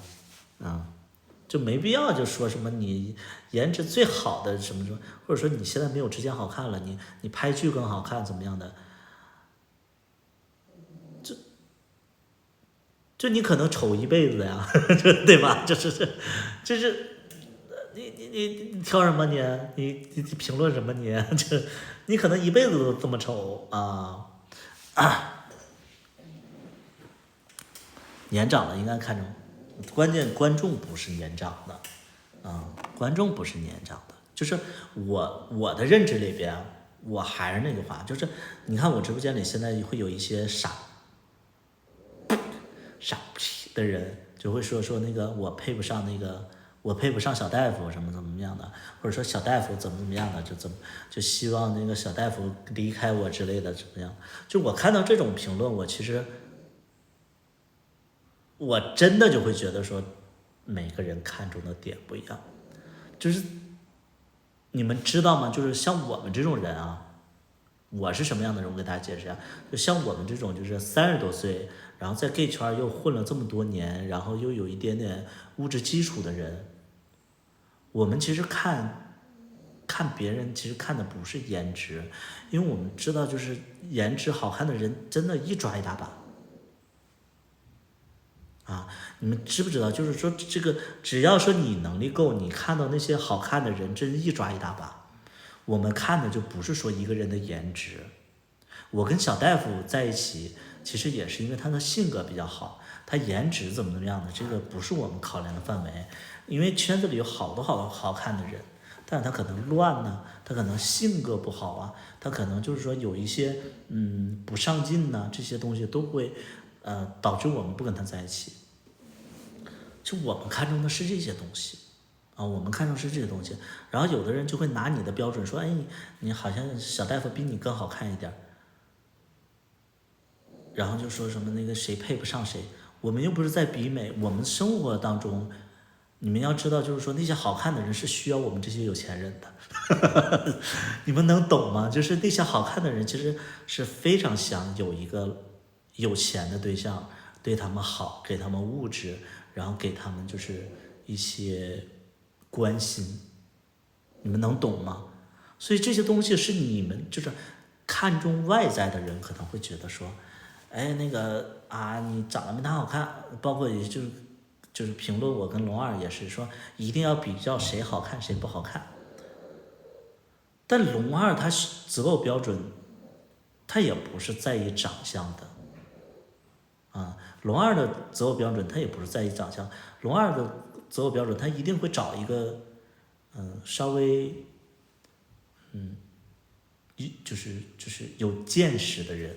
龙二就是我对龙二的了解，龙二找对象一定会找一个就是说他很强大的一个人，就他的精神世界强大，他的认知，他的精神就是他对一切的这个对这个世界的了解，他其实需要的是这样的一个能量比较大的人，他绝对不会找一个小孩儿。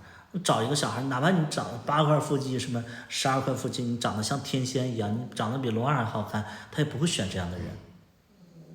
对，他一定会找一个就是比他强大的人。对，所以这个是一定的。所以我们这种年纪，我们还看长相吗？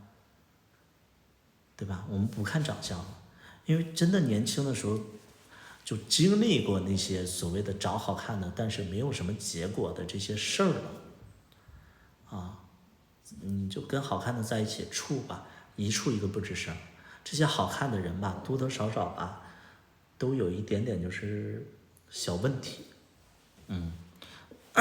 对，好看的人跟好看的人在一起，多多少少你都会发现有一点小问题。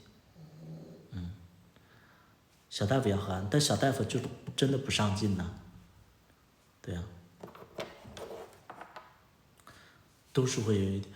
你知道我为什么对龙二这么认可你知道我为什么对龙二这么认可吗？因为我现在看到的龙二，生活作风很优秀，这已经甩开了80%的 gay 了。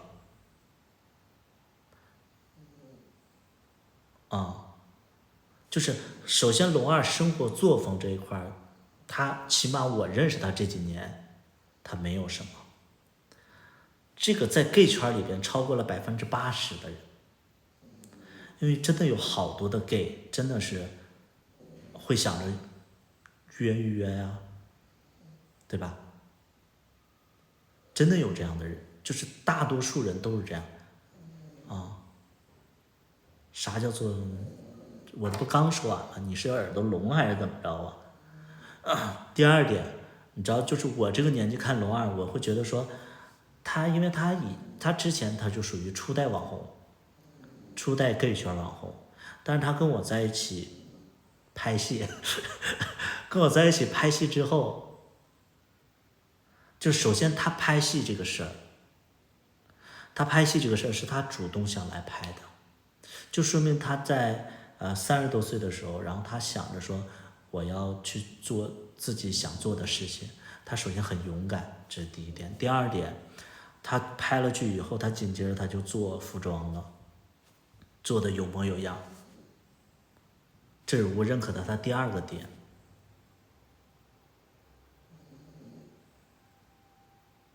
就是他上进，这个已经打败了更多的 gay 了。你知道 gay 好多的好看的 gay 就是不上进，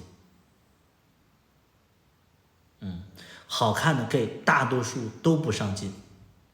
他首先他生活作风挺好的，没有乱七八糟，就是乱跟别人约呀、睡呀，或者说传出他一些不好的东西，这是第一点。第二点，他又上进。为什么我就是有的时候我俩就是聊一晚上都不嫌累的，因为我俩经常会聊事业。我觉得就是他能感受到我的能量，然后他就跟我聊事业，然后我就很开心。我觉得有另外就是有一个人能陪你做事业的人真的很好，就真的很好。我俩真的能聊一晚上，因为我俩就是拍完戏以后，我俩就会喝酒，喝一晚上。所以就我对他的认可就真的是特别特别好。那你要说就是，说到这儿你们肯定就是，就说到这儿你们可能又会回到那个问题，那你俩为什么不在一起？就我还是会觉得说，他很优秀。他很优秀，他真的很优秀，但是我们经历的东西可能有点像，我们经历的东西有点像，就是都是比较，就我们一样又不一样，对，哎，有点太独立了，对，我俩其实有一点点太独立了，真的是这样，就有一点点太独立，我俩不撞号。我俩不正好，就我俩太独立了。就举个最简单的例子，你看小大夫为什么会说那个，我为什么跟小大夫就是说都能就是我俩都能在一起啊？因为小大夫他会主动，就小大夫是一个主动的人。我跟龙二在一起，龙二就是喝酒的时候可能突然就是放开了，然后不喝酒的时候一下就是把自己包裹起来了。他就是我不知道他什么时候是真的他，所以我也对，就是我不知道该怎么去跟他相处，因为你要知道，就是小大夫这种人，他是随时随地给你那种热烈的感觉，他会主动的贴着你，但龙二不会，他会突然有一天他会很需要你，突然有一天装作不一样的，对，不一样的。龙二可能，我觉得这一点可能是他怕受伤害，对，他可能怕受伤害，对，每个人不一样，所以就是我觉得，我到什么时候我都觉得说龙二真的是很好很好的一个人，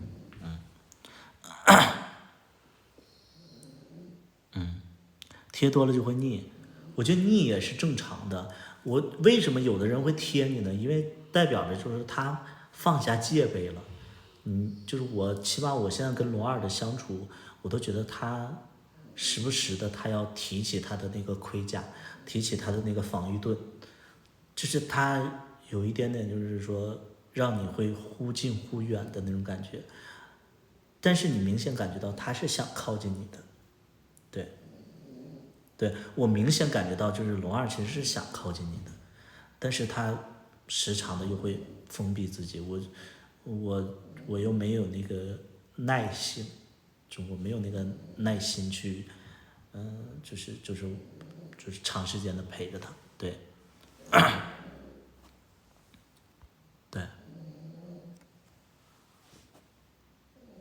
我觉得就是因为他曾经经历的东西比较多，你像我们现在，就是我跟罗二可能是那种人，就是我们不太会在微信上跟别人说一些比较贴心的话，你们知道吗？就是我跟龙二，我觉得我俩有一个共同的一个点是什么？就是我们从来不在微信上跟别人说特别暧昧的话。你们知道为什么吗？我们从来不在微信上对别人说暧昧的话。你们知道为什么吗？你们知道为什么吗？你们知道为什么吗？我们从来不在微信上。是的，是的，说的非常好。怕留下证据，其实不是证据，是怕就怕有的人截图。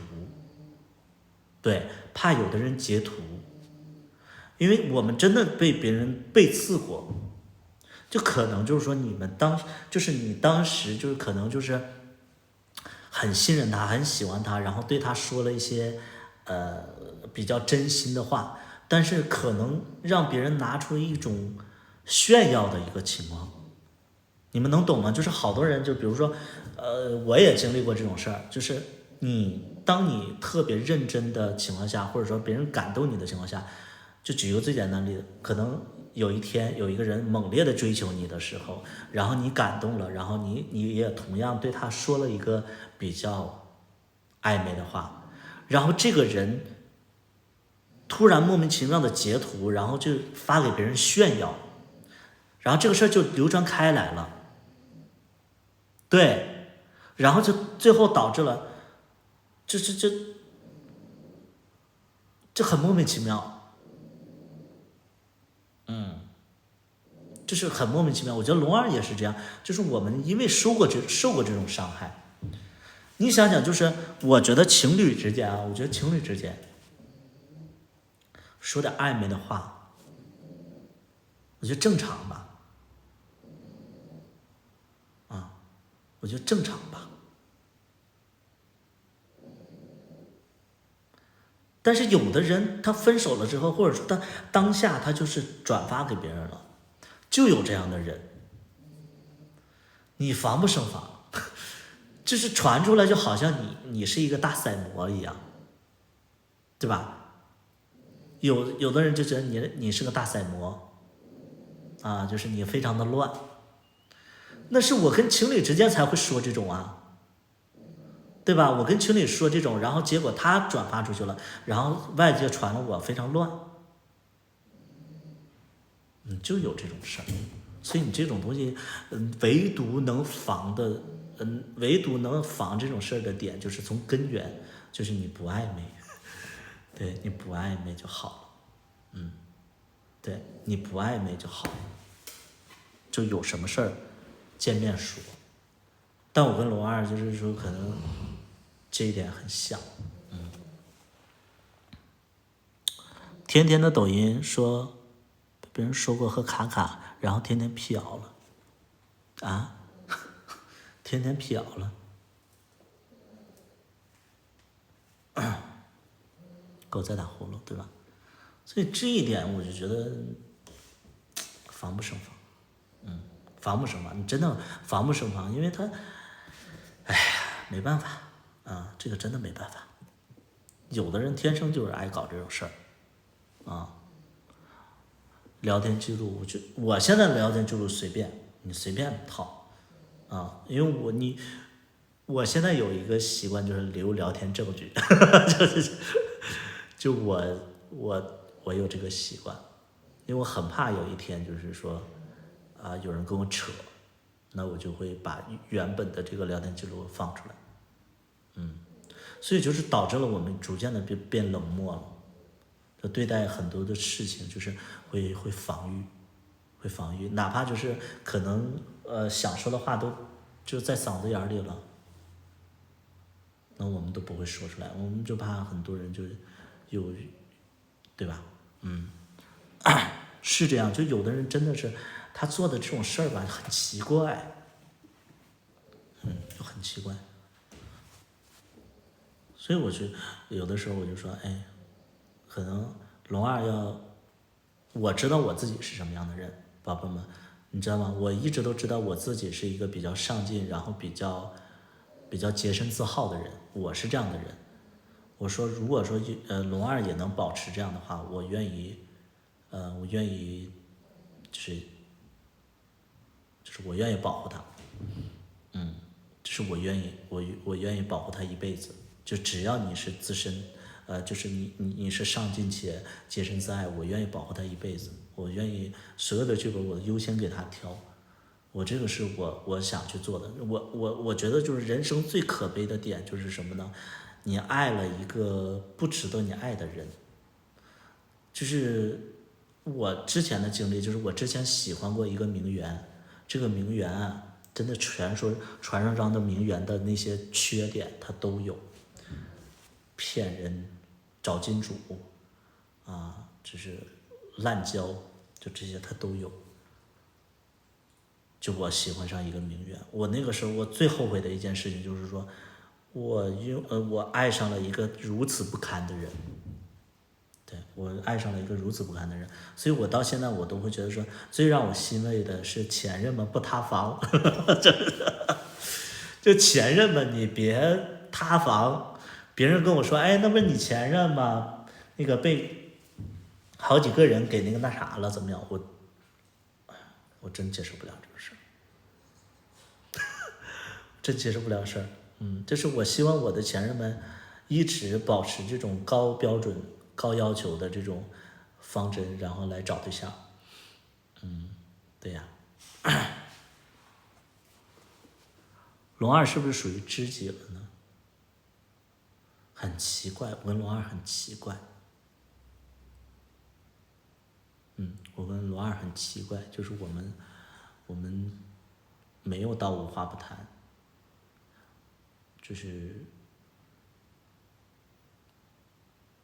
就觉得他很好，我觉得他很好，我一直都觉得他很好，我就是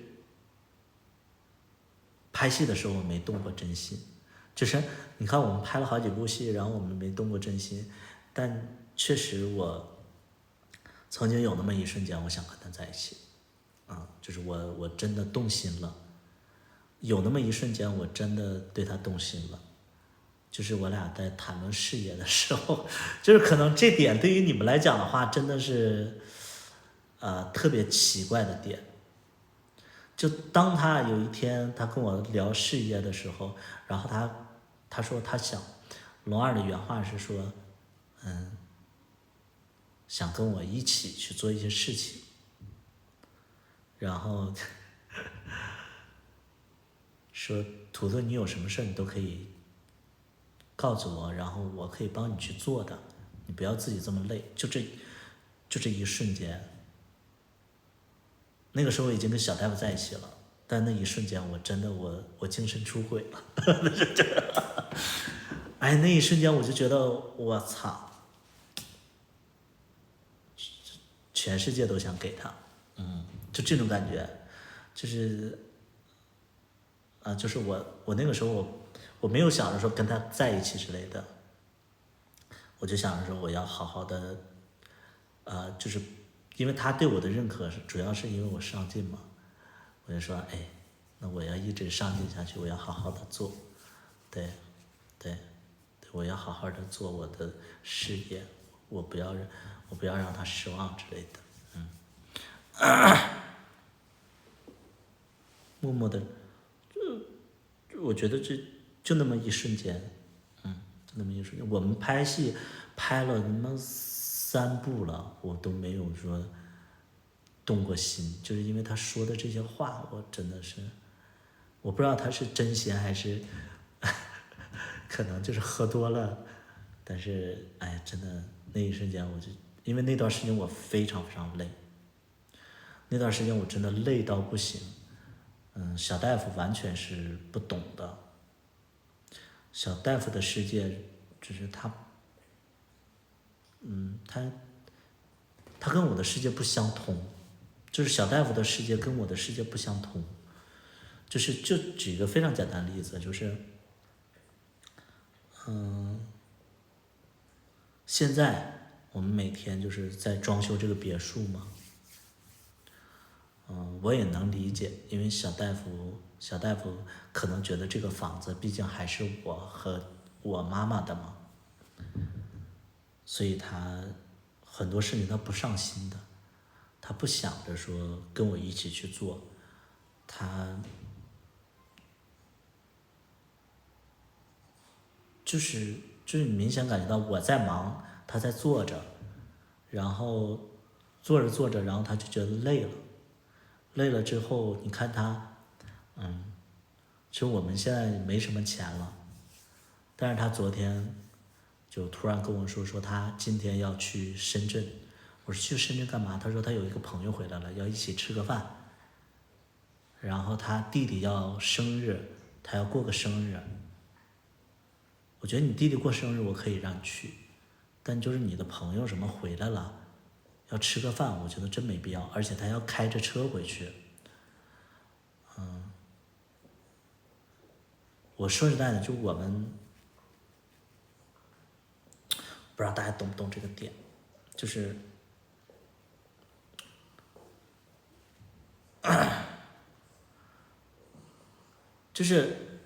我不知道你们懂不懂这个点，就是你正常的，如果说这个事情我们拆开来，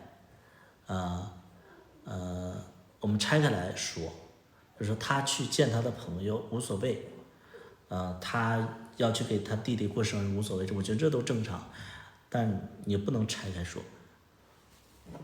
就是现在还在装修，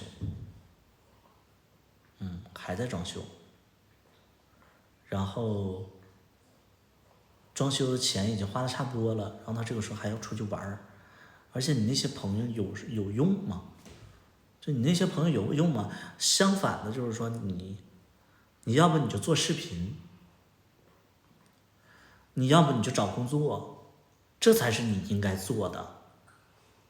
我无数次我跟他说，我说你可以不找工作，我说那你拍短视频嘛，就又回到这个话题上，就你看，明明是大家都没钱的情况下，然后就在忙的情况下，然后他非得开着车要回深圳去参加一些朋友的聚会，对，这个我就觉得非常非常不能理解啊！你为什么对对象有那么多的要求？为什么有这么多要求？香杯茶社为什么有这么多要求？首先你了解我吗？就是你了解我跟我对象的关系吗？我想知道，就是说你首先你看我直播看多久？你知道我们的关系吗？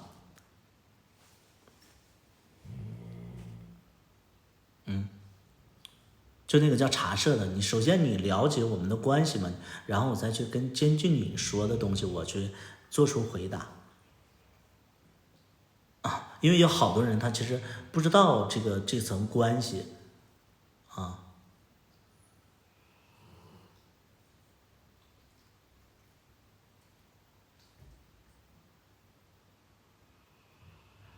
看得少，先把嘴闭上。啊，你看得少，你就不要学别人评论。你看得少，你怎么知道这种情况呢？啊，我就想问一下你，如果说你在一段感情里，你出了所有的钱，你给他物质，他不上班，然后他这个时候还不听话，你让他去做的事儿他又不做，你就养着他，你对他没有要求？什么香杯茶社，你就回答我这个问题。如果你养着一个人，他没工作，然后他天天出去玩，然后他又不工作，你是不是你不要求他吗？他又花着你的钱，你回答我这个问题。我难道不对他有要求吗？这是我不应该对他有要求是吗？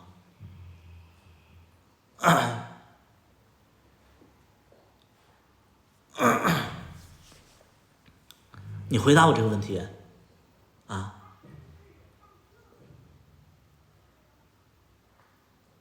那个茶社，你回答呀！我最讨厌就是我的直播间里上来就来一个傻子，完了看了没几秒钟，然后突然就评论，啊，打字慢，来，你稍微等你一段时间，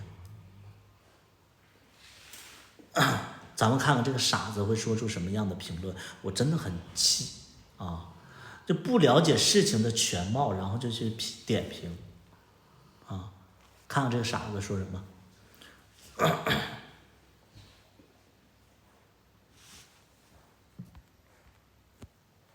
24，这是多大年纪？22岁，清华大学。年纪是真的，年纪是真的，但这个学校一定是假的。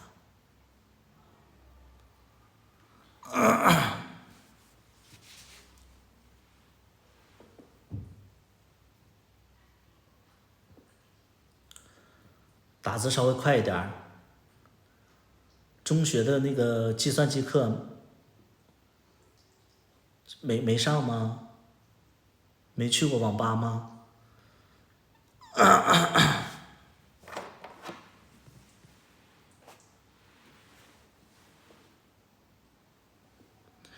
你的发言本来就不平的爹味重，他不是你的儿子，他是成年人，他爸妈都改变不了他。我想请问一下，就是这个这个茶社，我就针对你这一段的文字，我就回答你，本身就不平等。请问你是站在什么立场去回答这个问题的？你站在什么立场觉得不平等呢？我想请问一下，你站在什么立场说不平等的？这个事儿首先与你无关。第二点呢，感情里边我在付出，我对他有要求，这是正常的，而且我对他的要求是希望他变好。像你这种恋爱，如果说就是你觉得一个恋爱是什么？哎，我不管他，这是恋爱，对吧？你不管他，这是恋爱，这是对他好，这是尊重他。你这种思维，我觉得你是脑子有问题。你啥也不是，就是比如说那个茶社，你是一个啥也不是的人啊。比如说你生活当中一塌糊涂，别人去帮助你变好，你会觉得别人是在管你，你是不是有点不识抬举呢？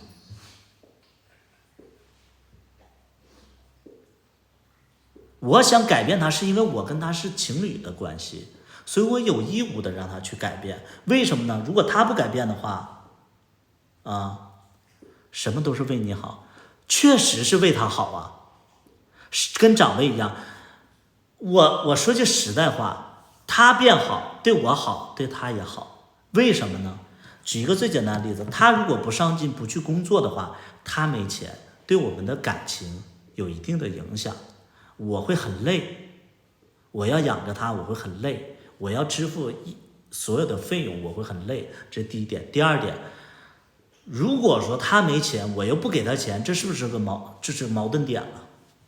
因为我没有那么大能力，我又给不了他的钱，对吧？是不是？我又给不了他的钱，哪怕他跟我分手，他都分不了。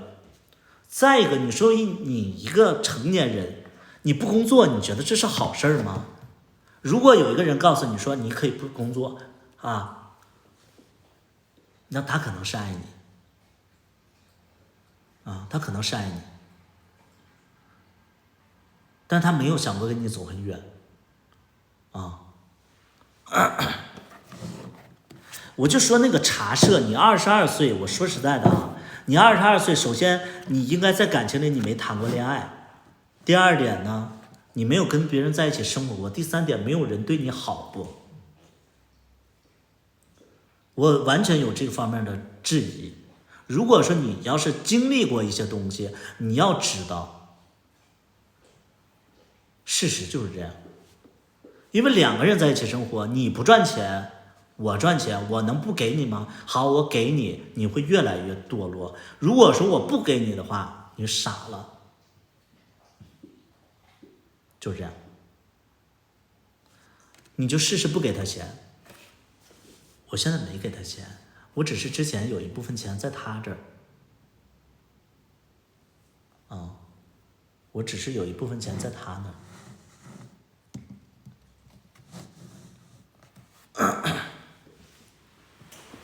那个叫茶社的，我就希望你希望你就是，以后，我不是说我想改变你啊，我没有想改变你，你愿意咋地咋地，但是我希望这个叫茶社的以后别来我直播间，就是你的思维和我的思维不在一个水平线上，可能你比较高端，但是我就觉得不愿意跟傻子说话，你看不懂我直播，这是真的，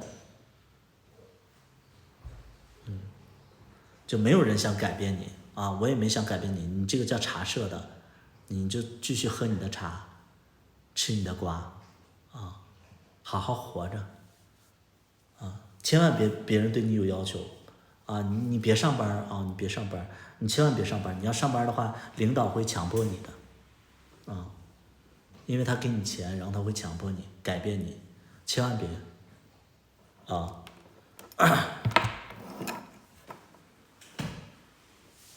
这不是这跟尊重长辈有什么关系呢？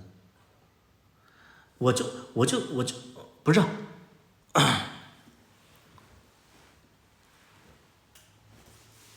不是，我就很好奇，就是有人说我给那个我对小大夫有要求，我们在一起生活，